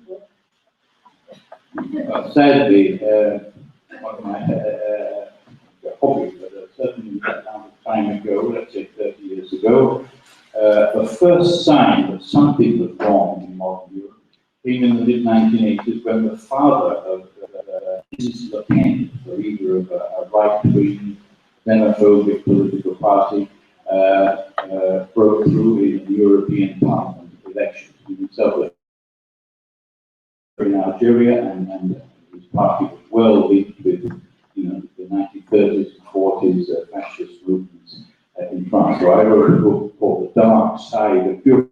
If you have any library, I suppose I've got one copy. And the other one is going about 5 cents on But sadly, you mentioned it obviously doesn't date because it was finished 20 years ago. But the basic idea that we live in a multicultural, globalized world, we take for granted our way of life. But there are people who will look at being left out. There are people who will challenge this precisely because this more optimistic view of human existence is something they just come through elections or through terrorism. They were trying to destroy. What's the book? Dark Side of Europe. Dark Side of Europe. Oh, that's actually the title, huh? Still available, pretty cheap on the book. And there are many, many other books on the subject, and sadly, if you look at elections in a number of parts of Europe, including Eastern Europe, there are worrying signs, but when signs are worrying, that's the time when it's better to stick to basic values, because actually there isn't much of an alternative. We're not talking about economic policy, because all of those things, but we do actually live in one world. I think one of the things that's disturbing the most about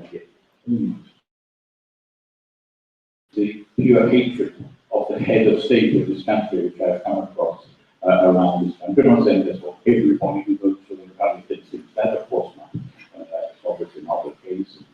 Bush and others. But there are too many people here who think it's fair enough to question whether the President of the United States is even American. And I think Europe can have its bad moments. We haven't quite reached that level of politics yet.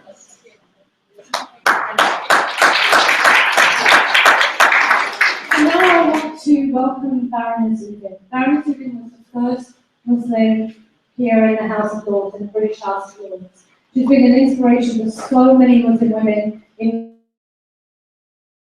and she spends day and night taking care of other people. She just flew in from New York for a meeting and she stopped by here to speak to all of you. So welcome, Baroness Uddin.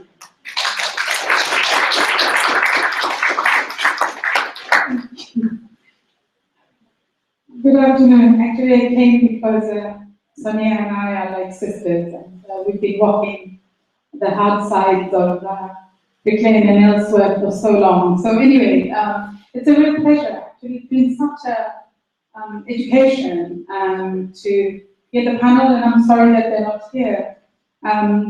What can I say? America has always been a source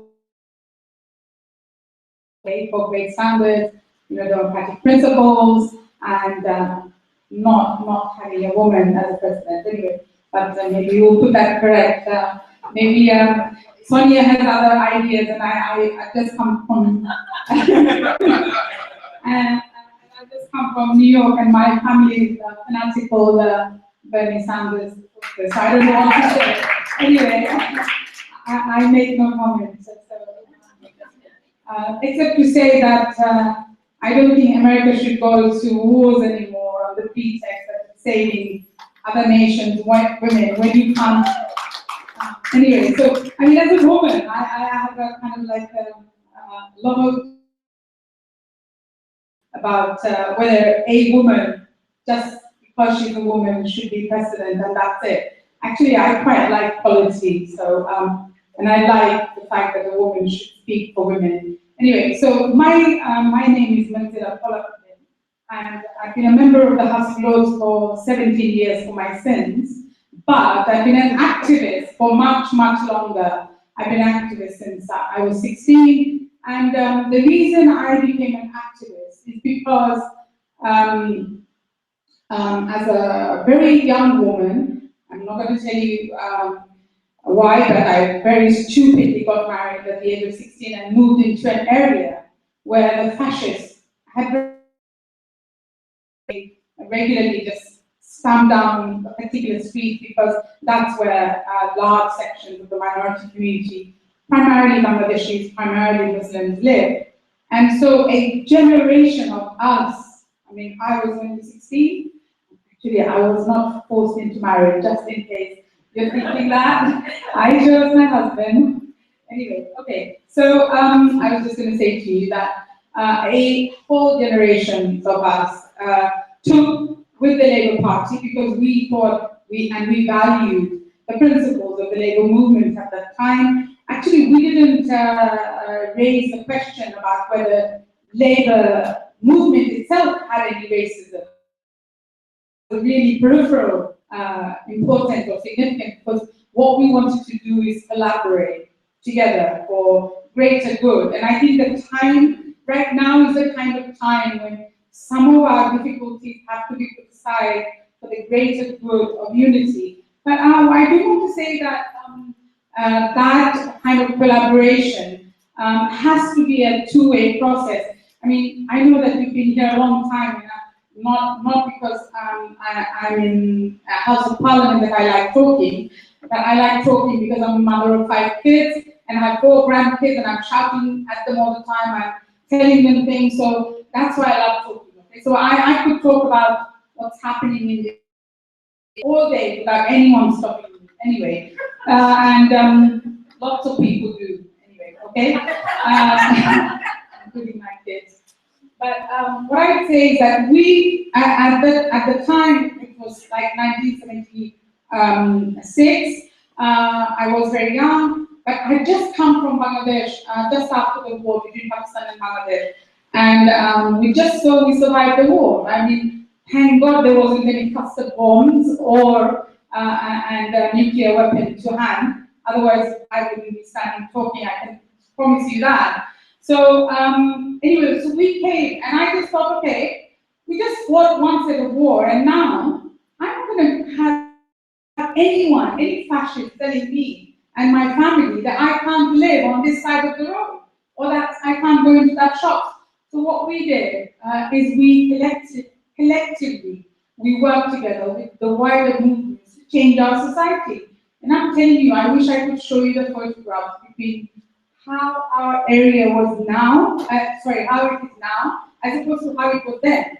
And I think all of us with the kind of vision that what we wanted was that we wanted to make it a home fit for our kids. We wanted to make it a legacy for the country that we love, the country that was our home. So we worked together to ensure that we took part in the political process. We took part on the board, we challenged the National Health Service, we challenged police all the time. And I'm telling you, I was hearing what's happening here, and I made no comment at all. I have plenty of opinions, but I share none of them here. But I tell you what we did. We actually said that it was incumbent upon institutions to ensure that it reflected the society where it serves. It wasn't waiting. We said, you cannot wait for us to come and engage with you, but it's up to you to come and seek us out so we could provide leadership for the community. Because it is, ladies and gentlemen, I promise you this, I have been speaking to hundreds and thousands of people in my lifetime, okay? And I'm 55, 56, I forget a year. And so, and I'm telling you that when I say that it is not because people do not wish to take part.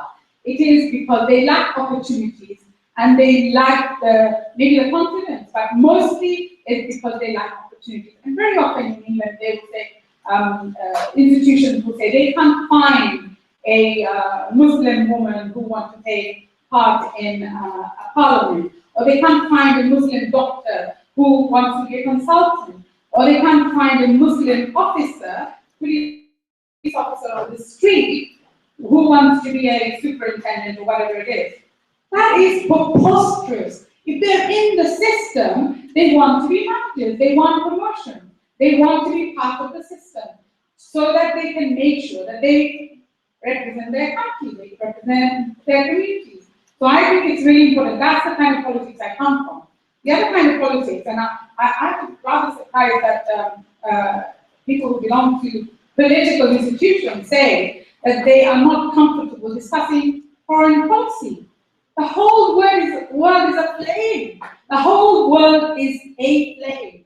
And if we choose not to talk about foreign policy, we're missing a huge block of a puzzle. And therefore, we will not be able to solve some of the problems that we have in our community. So I think in UK, Prime Minister Tony Blair for all the difficulties that he now faces.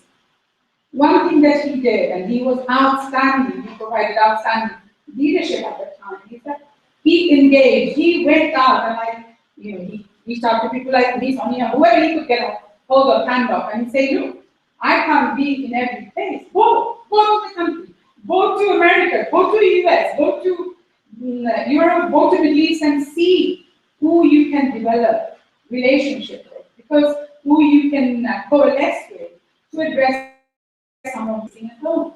Because all of these issues are interrelated. So the person who talked about Palestine, I mean, I talk about Palestine all the time, and I'm sure people don't Google me because you would think, wow, whoa. Anyway, so, but I talk about Palestine very easily.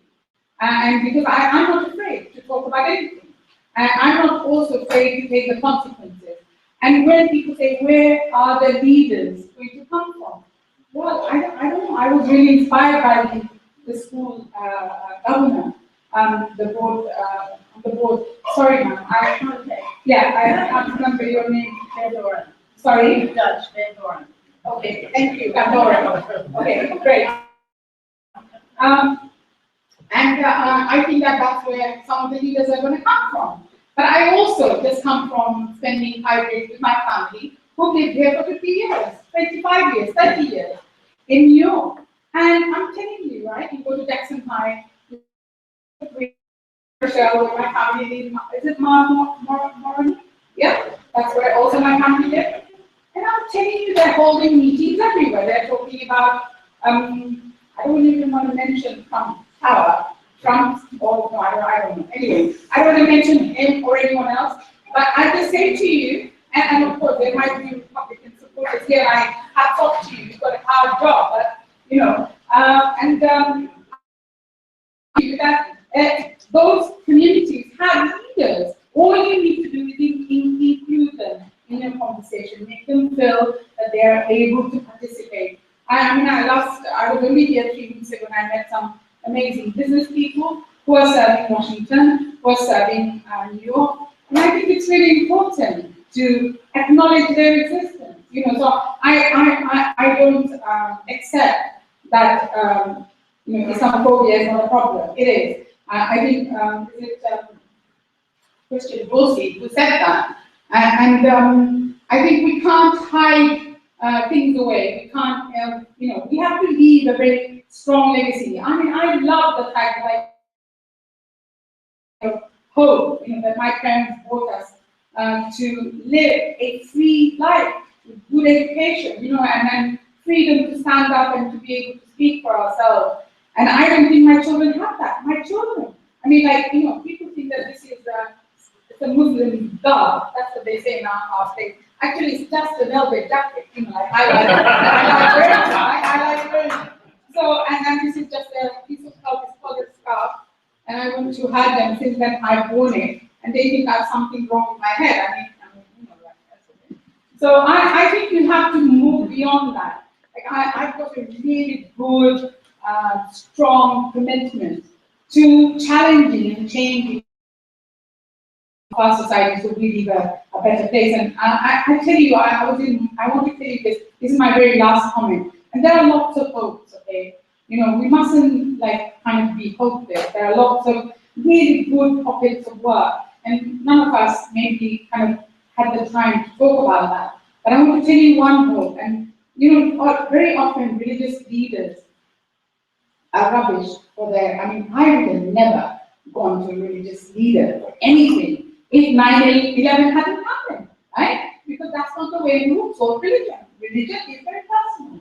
So the identity many of us have had to be stuck with as a Muslim or Christian or whatever is directly result of our foreign policy. So don't abandon that. But I want to tell you some hope. There are some amazing religious individuals. I mean, including the Pope.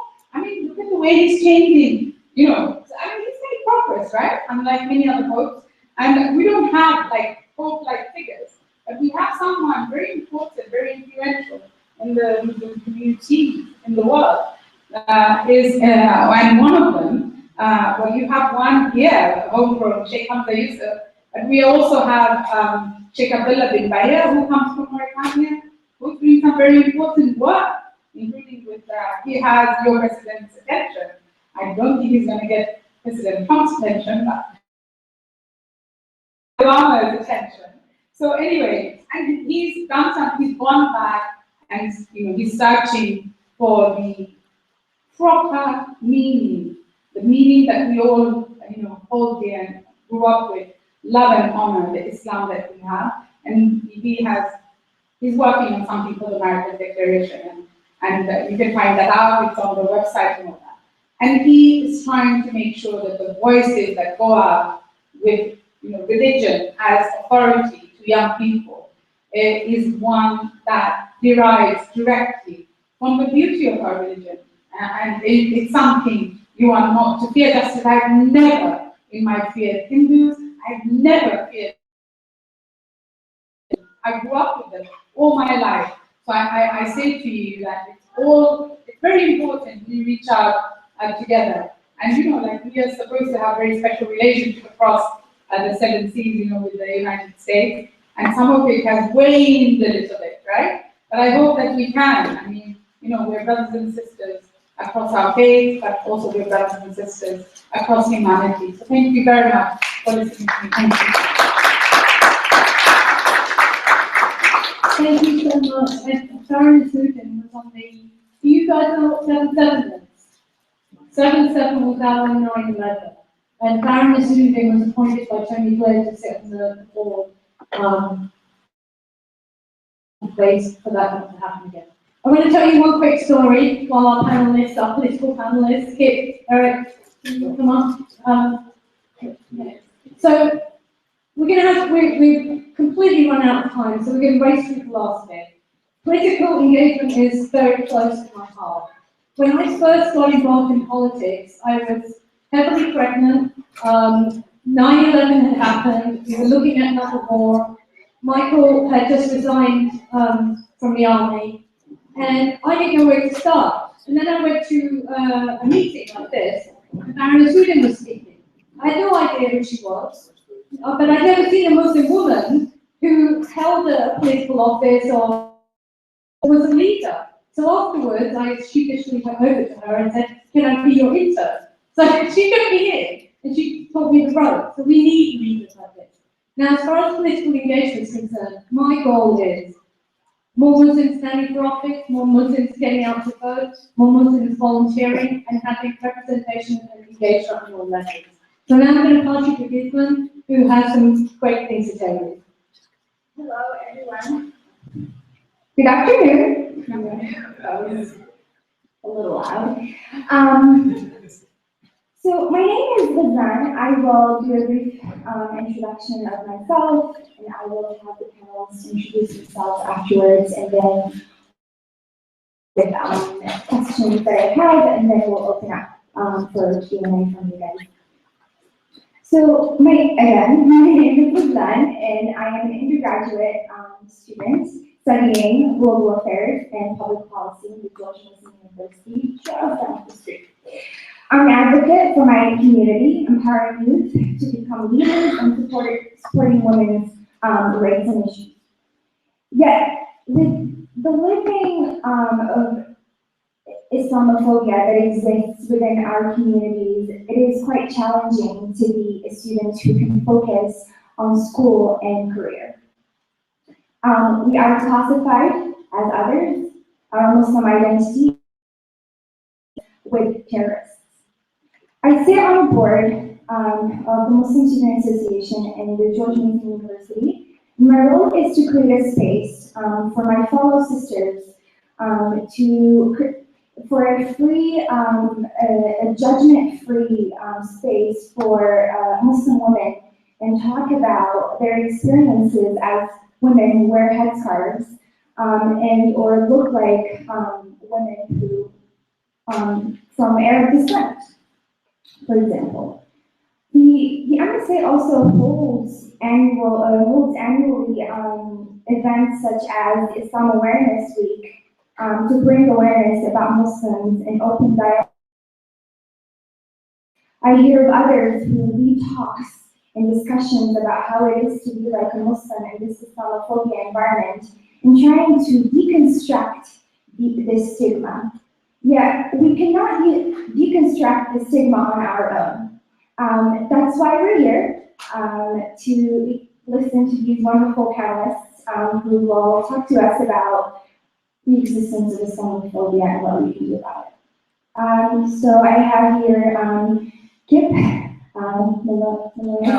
yeah, and a representative of the chair of Arlington County Democratic Committee, and then Eric, is Sika.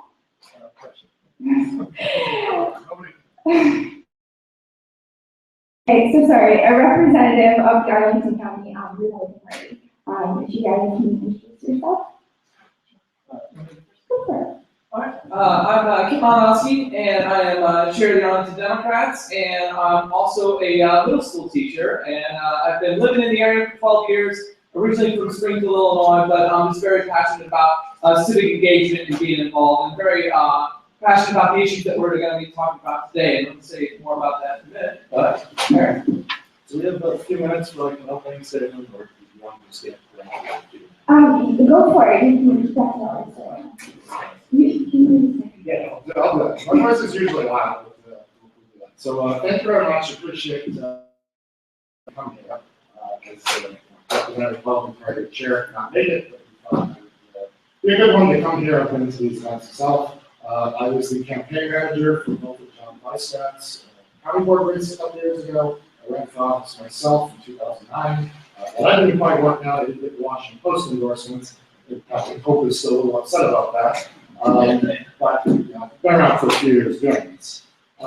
So I was thinking from how I introduced us, and I felt that with helping the Q&A as a context of where we're coming from, Arlington right now is a problem.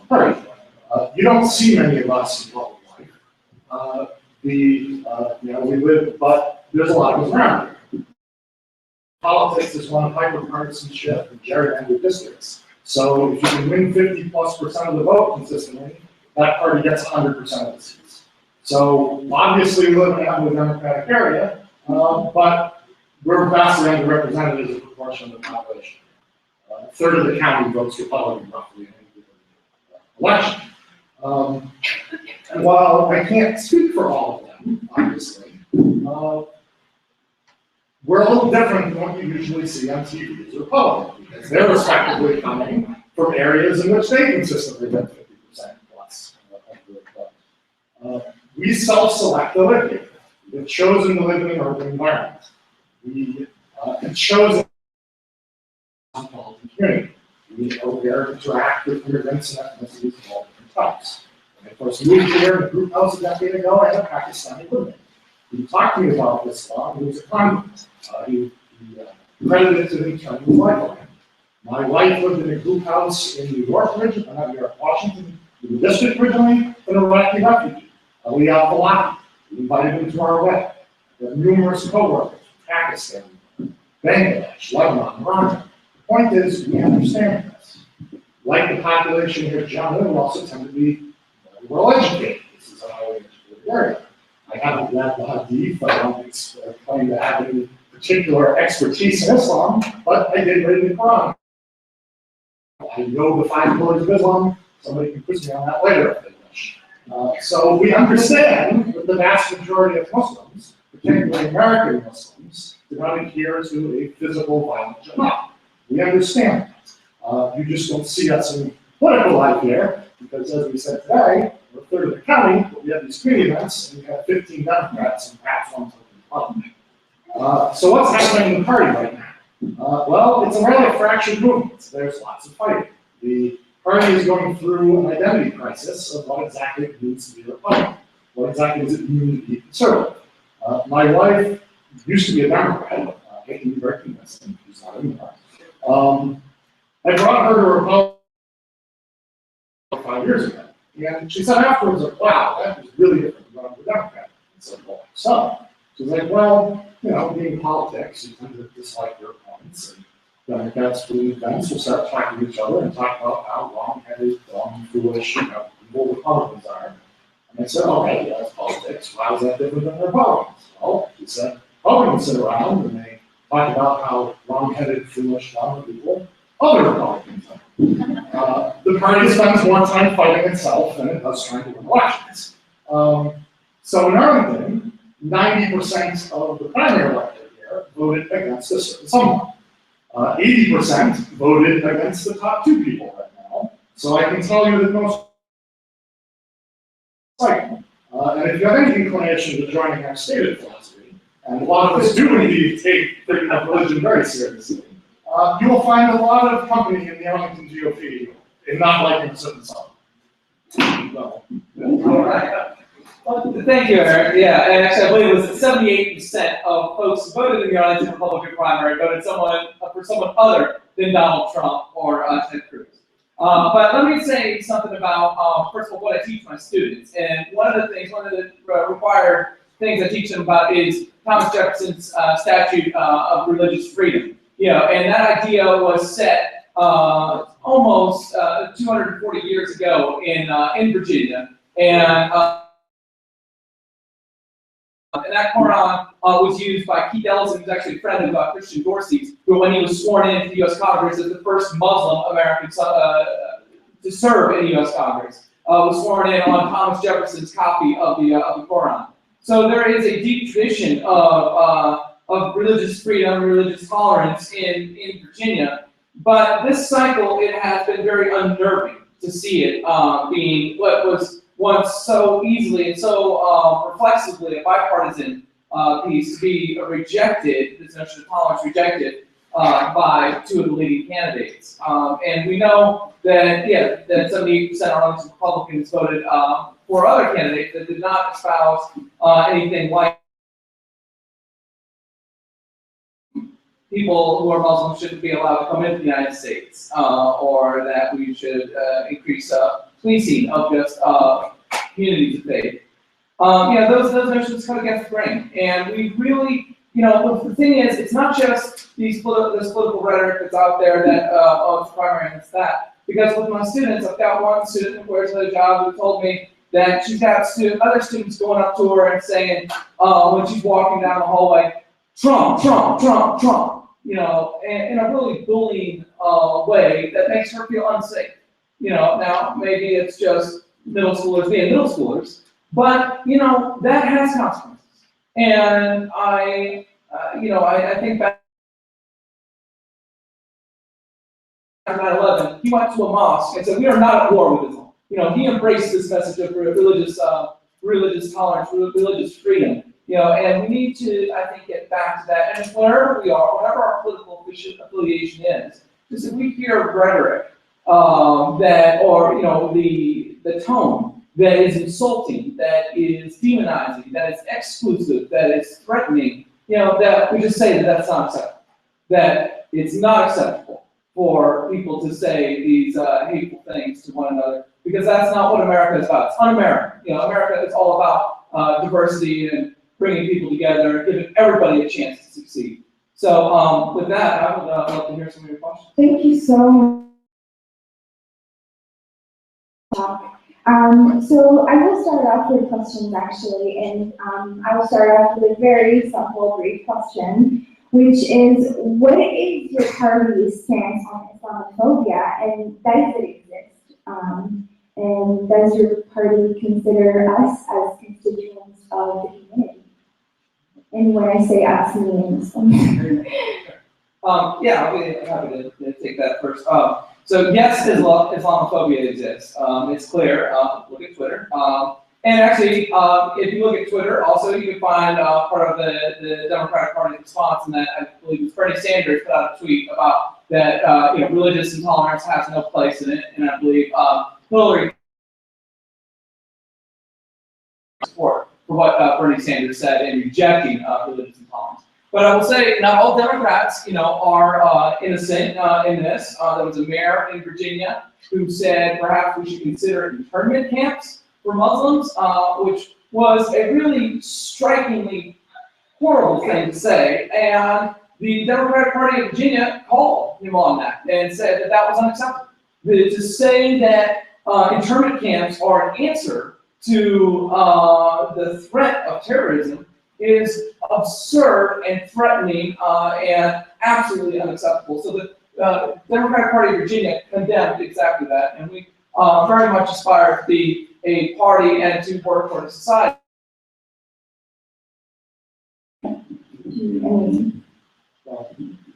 Ask generally what is the party's position on anything right now, it's a little difficult to nail down. It's a infighting. It obviously varies. There are certain candidates that are definitely using certain fears to their political advantage right now. Other ones have condemned that heavily. It's sad to me, it was not all that long ago that the majority of Muslim Americans actually voted Republican. It's considered that in 2000, President Bush actually won a majority. That is a little iffy, but one way you can slice the way he won Florida was on the margin, won the Muslim vote. He explicitly went out to make a point when talking about it, that nobody voted in the church. There are some there. One of my favorite senators, Jeff Flake from Arizona, he went and spoke on Islamic Center this last year. And perhaps this is his experience as a Mormon and the persecution they've gone throughout history. But to paraphrase him, he said, the Statue of Liberty that says, give us your forgotten, report if you're ill, etc. There's no religious test on that statement. So it varies. Like I said, I can only speak really personally that I observe around here. I'm only barely more of an insider to what I see in the rest of the country. A lot of people around here are kind of scratching their heads as how did this get so big? Kind of complex question. But yeah. All right, thank you. Thank you so much. I actually have. Can I just recognise Walter? Would you like to come up? We all had a consensus that we need you up here. Eric, I'm sorry you're going to be outnumbered.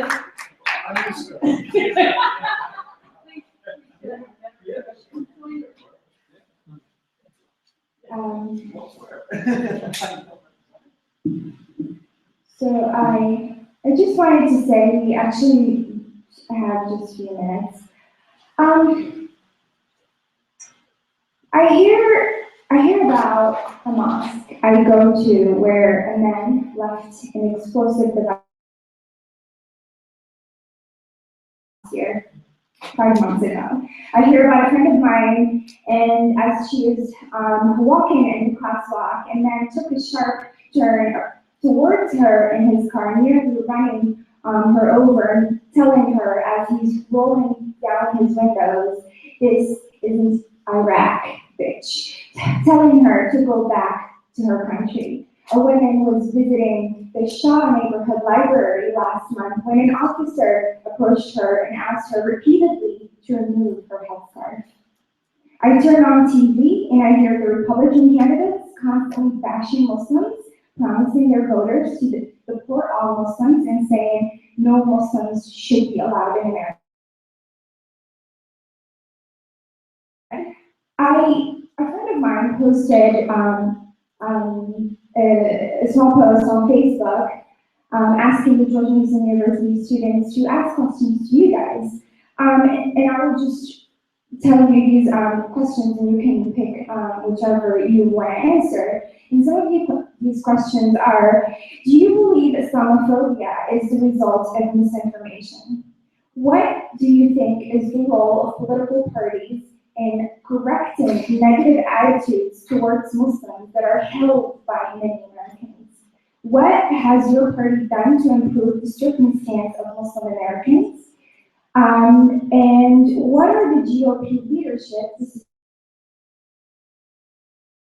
What are the GOP leadership doing in general to stop Islamophobia? Is it even in its agenda? These questions again are from the Mason students. Go ahead.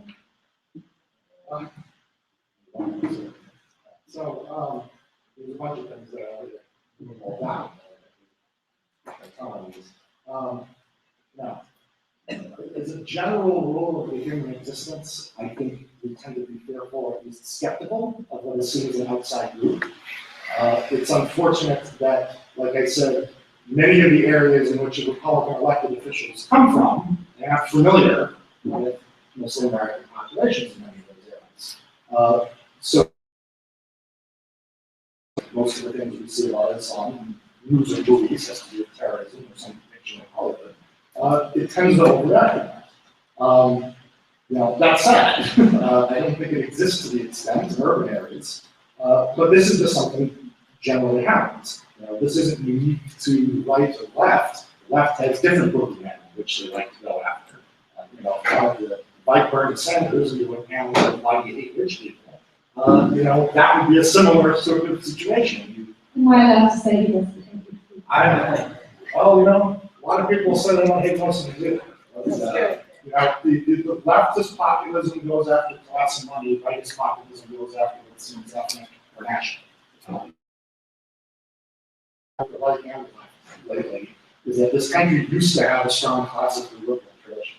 Our left, they're not outright socialists like in other countries. Our right actually believe in individual rights, just not ethnic centrism. And I fear that both our left and right are moving in that direction. It's more likely we're looking at Italy or Greece than it is America. So as far as like its platform, no, I don't think so. Given that it's split, I can tell you a lot of the sort of party strategy people and insiders in the DC area just like face palming their heads right now, worrying about what's going on in the country. But we'll see what happens in the post-war developments. So I can't speak leadership, except for what they leaked to Politico, which you can read anyway. But I think part of the problem it has been, in addition to gerrymandered districts, talk radio, Fox News have really encouraged, and I mean, they have an incentive. Their incentive is to maximize ratings, and you can get an audience real quick by talking about how evil someone is. If you got a good villain, you can build a good play, you can build a good storyline, you can build a big audience, you can build a big profit margin. So I think that's part of the challenge there. The role of political parties. One of the key roles that political parties do is to educate the electorate about issues, and it's also to reject certain rhetoric as not in line with the rest of the party. I gave the example of the Democratic Party earlier. The other thing is that political parties can also get they can say, we've got our voters, we've got our list, we're going to go after those that vote, and that's it. Well, then that does just exactly what the police officer was talking about. The problem he was addressing goes unaddressed, and political parties do what we typically do. And it's one of the reasons that the party in Arlington, the Democratic Party in Arlington, is focused on registering a huge number of voters, because there is a whole bunch of folks who are disconnected from the process, that don't believe. And that's, I think, another problem, is just the lack of trust in any institution, whether it be corporations, churches, mosques, nonprofits, any position of authority, any institution, there's a low trust level. So building that sense of community, building and starting with the right to vote and getting people engaged so they can practice and exercise there. And so yes, Islamophobia is out there. It's from a few horrible instances that have been repeated again and again and again with a media group that has a strong incentive to do exactly that. And so it's up to responsible leaders and public intellectuals and public figures to condemn such rhetoric that can inspire violence. Everybody wants to hear from you. They've been whispering in my ear. Well, I leave it to those who are officially representing the political parties to make comments on whatever policy views might be. I think most people that know me know where I stand on the side. I'll just give you a hint that I certainly believe in various. If you look at connected act here, is that we say first of all, the word thematic, the word we use, people look might be musical. And the way I find myself taking care of them out, for instance, as a consequence of the word I just used, my friend, school board member, Doren, said to me, you should be out there. And I just said, kidding, I'll be delighted. And then all of a sudden I found myself here. But I was just kidding. So I see it in a tongue-in-cheek kind of way to highlight the point that whenever we are in a situation that we're now, and we have a mic in front of me and people addressing audience, those who watch on television too, they are paying close attention to what we say, and not just at the local level, but also state, national, other level. So I would just in Arlington County, where we find ourselves, we have had a long history of a diverse community in which we value our diversity, and we recognize the ugly history this country has had, and for not only in terms of racial, but also ethnic and religious bigotry in the past, that the current values that we express in Arlington, that are part of our mission statement, which says, in part, that each person is important. That Arlington will be an inclusive, caring community in which each person is important. That's part of our mission statement. There are other words that go that. That means a big deal. It means that every day of our lives and everything that we every time that we set policy or want to do something, it has to reflect in some sort of way of that. So for those of you who are from here in Arlington, I hope you feel welcome. Those of you who have come from outside of Arlington to be here for this event, welcome to Arlington. And I would just say congratulations to the organizers of this event. It is beautiful that we have this dialogue and continue talking. And I would just end my comments now with just thanking you for being caring Arlingtonians. I gotta say that we are very different than many other places in the state of Virginia and from other places around, where we are the first to recognize we are not perfect. But we certainly will strive to be as inclusive as we can, recognizing we have strong differences of opinion, political. When we put it all together, that's how the rest of the world really is. We have a very big, diverse world out there, and we can't just be in a cocoon and just sort of feel that somehow we're by ourselves. No, we recognize it's just a simple part of the big picture. And so, from where it's within our control, we will do our part in our piece of the rock to try to maintain an inclusive, diverse, in which each person should feel important. And that really is what I could say now. I hope that we continue to have this kind of quality dialogue, because if we are afraid to talk, things get better. I consider myself a life learning student, where I was going to learn something. I came today to be in solidarity with the Muslim community, where all of us are as a community, and to try to learn more as well, so that I can make points in the future. Islamophobia, terrible things that are making everybody feel uncomfortable. And so we need to combat that and share that we draw the values of our nation, where this country was founded, and so that we will carry them forward in a more inclusive way. So thank you so much. Thank you. I'll open up now to the audience for Q&A. Go ahead. We have 10 minutes left. Can we do 2 quick questions, and then I have to get some other people in. So really quick. My name is Pola, and thank you for doing the panel. One of the things that I think is really misleading by saying that George Bush, because he went to a mosque, but if you remember in his administration, the term Islamic terrorism started there. So not necessarily a lot of Muslims in the community, but also I want our Muslim brothers and sisters not to forget, we're Muslim Americans. There are a lot of Americans that are compassionate, they care, and that's some of the folks are here. A friend of mine called me from Texas. I haven't seen her in 11 years. And she called and tracked me down to make sure I'm okay. So there are a lot of good stuff happening in this country, but the minority, unfortunately, they have the platform. But the question is to Eric. Sorry, you're a Republican. And I'm not a Democrat. But listen, what I'm trying to figure out, I've been raised, my country comes first. When I hear Leslie Brown, he is between somebody got shot or poisoned, right? He's still endorsing a candidate, right?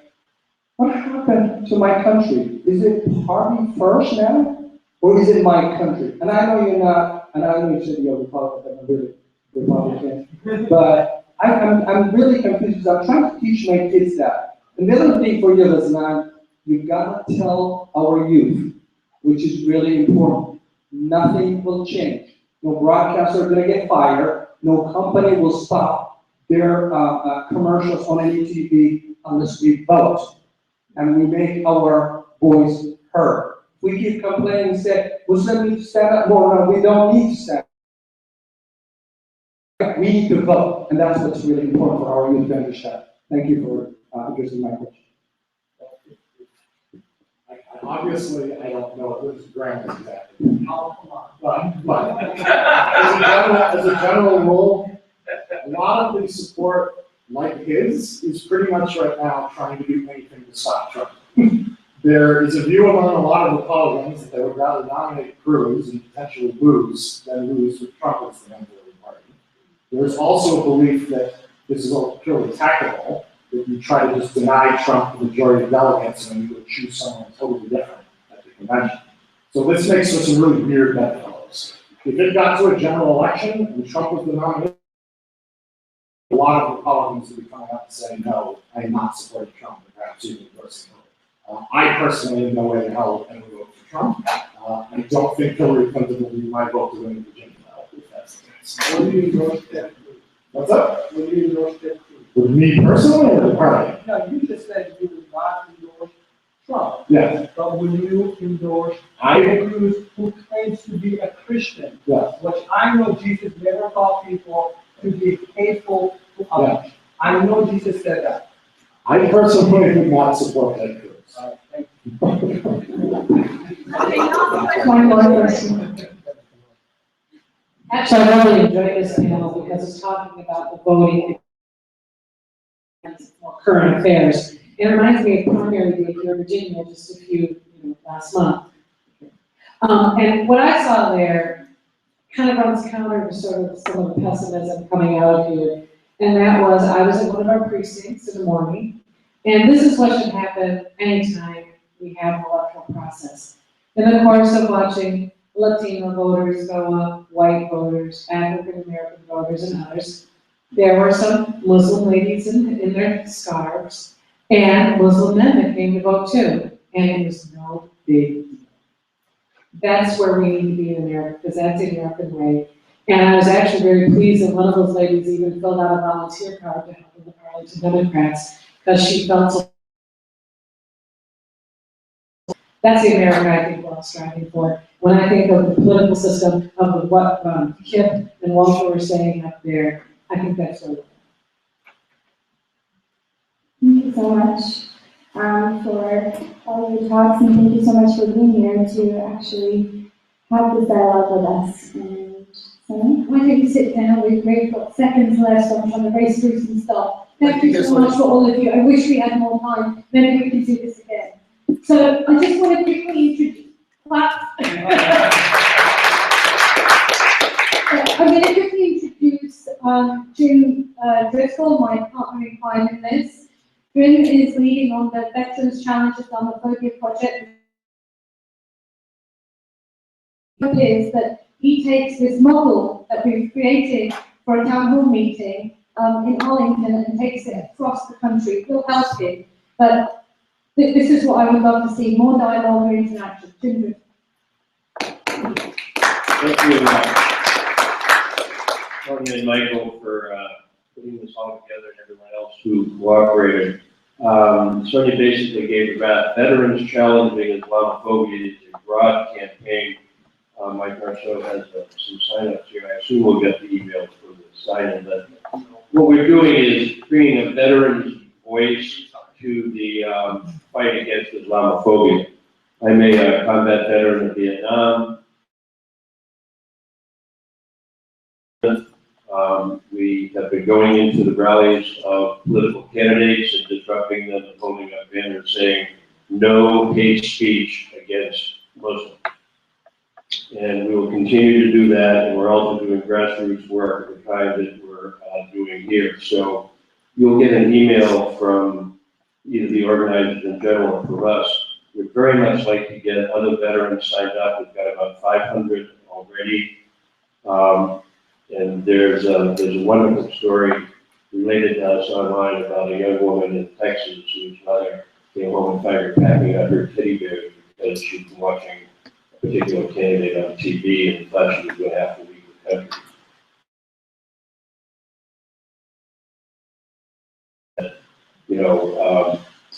I will protect you.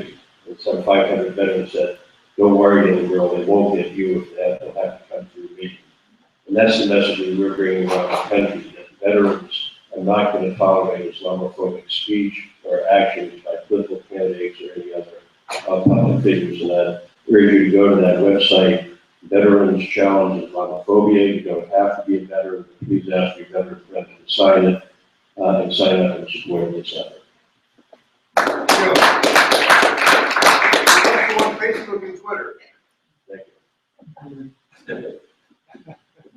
Karen wants to ask a question, she's been waiting all day, and she's a veteran, so we're gonna have one question.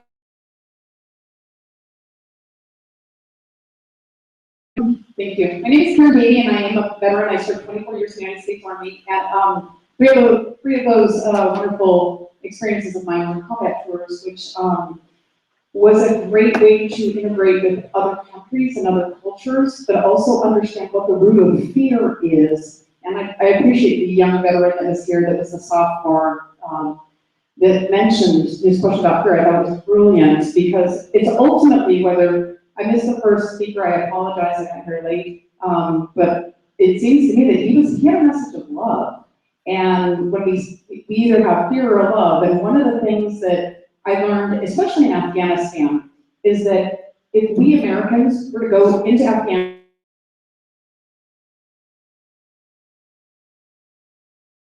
just everywhere, it would terrify people in Afghanistan.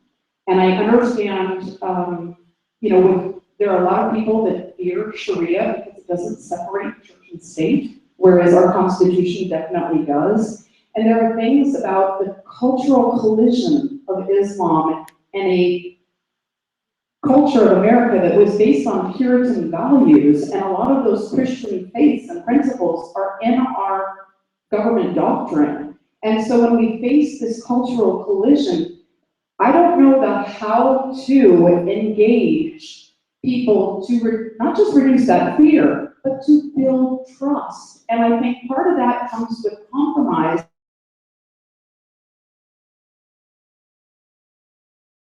There to convert them to Christianity or to Americanism or anything like that. And when people come to America, I think a lot of the fear from Americans is that they don't want to lose the America that they understand and love when it comes to our fundamental doctrine, our religion, and what identifies us as a country. So I don't know how to build that bridge of trust, but I'd like to know how you think that that would happen. So unfortunately, we don't have time for Yasmine's report on Fear Inc. Fear Inc. 2.0? Yeah. So if you two could get together maybe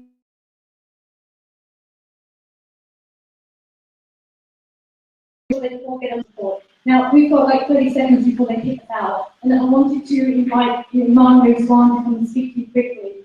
So the way that I got involved with this, that day when I saw the policeman and the 3 students, I called Sheriff Beth Arthur because I thought she was in charge of everything in Arlington. I didn't know. I didn't know about the organization.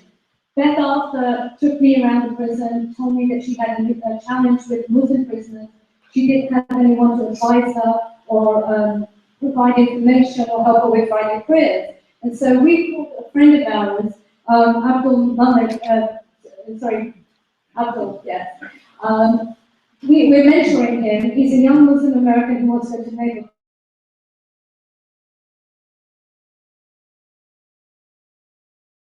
Team together. So we're finishing on an example of a community project led by the Muslim community.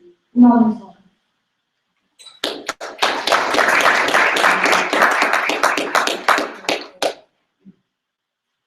I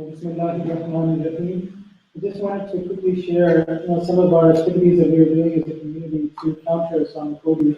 As Muslims, the responsibility that comes on us to counter Islamophobia.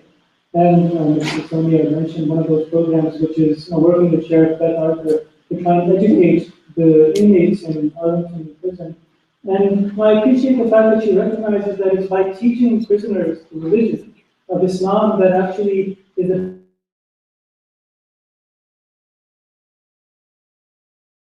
of Islam, but not that happens to what people often hear. The one thing that our community tries to address is both aspects of Islamophobia. One is this idea that perhaps Muslims are to be feared. The Muslims are hiding the fact that they have ambitions to conquer the United States and establish Sharia law by force. That's a fear of Muslims. But then there's another fear as well, which is that Muslims are good people, but their religion is inherently destructive. That their scriptures teach violence, and it is now Muslims who are now enlightened and educated who reject these scriptures. These are both aspects of Islamophobia. phobia of Muslims and phobia of the teachings of Islam that our community and Muslims are coming together to work against and to counter. Now, there's a couple of programs that our community is doing that we try.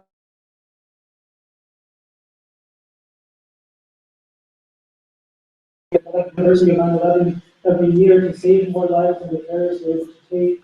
And also our Muslim for Loyalty campaign, which we have every 4th of July on the Independence Day.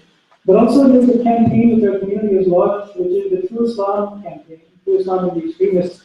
And I would just invite you to join a visit to trueislam.com, because this is an issue that affects all of us. Extremism is something that polarizes us all. But 20 years ago, the things that politicians are saying today, they would have had their political career ended for saying. But why is it that it is something that is permissible to say in the mainstream? It is because terrorists are succeeding in terrorizing us and sowing fear in our population.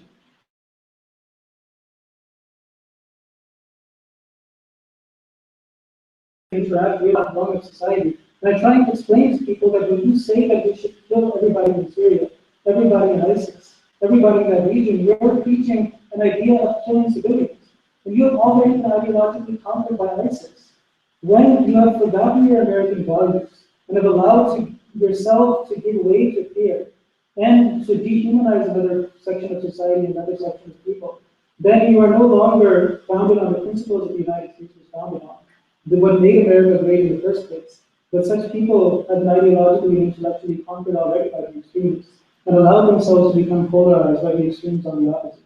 So I appreciate the fact that we've been invited here, and our community is trying to do as much as we can as Muslims.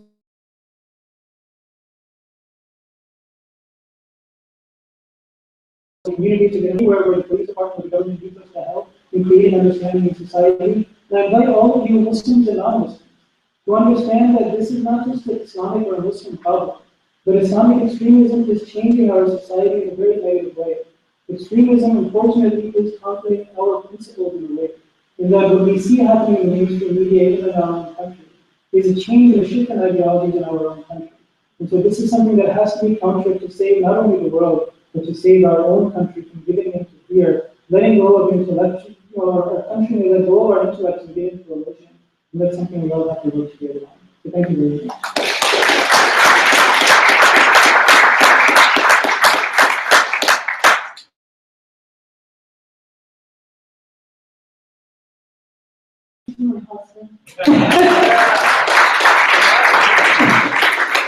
Very supportive husband.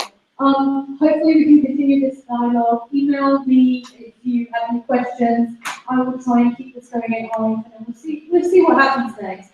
And thank you to the library staff for your patience.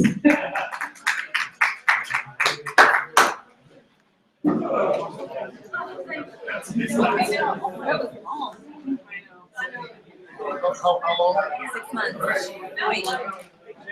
How are you? Your name is Michael. Michael, yeah. I know a lot about you. I told you a couple times. I forgot you. Congratulations.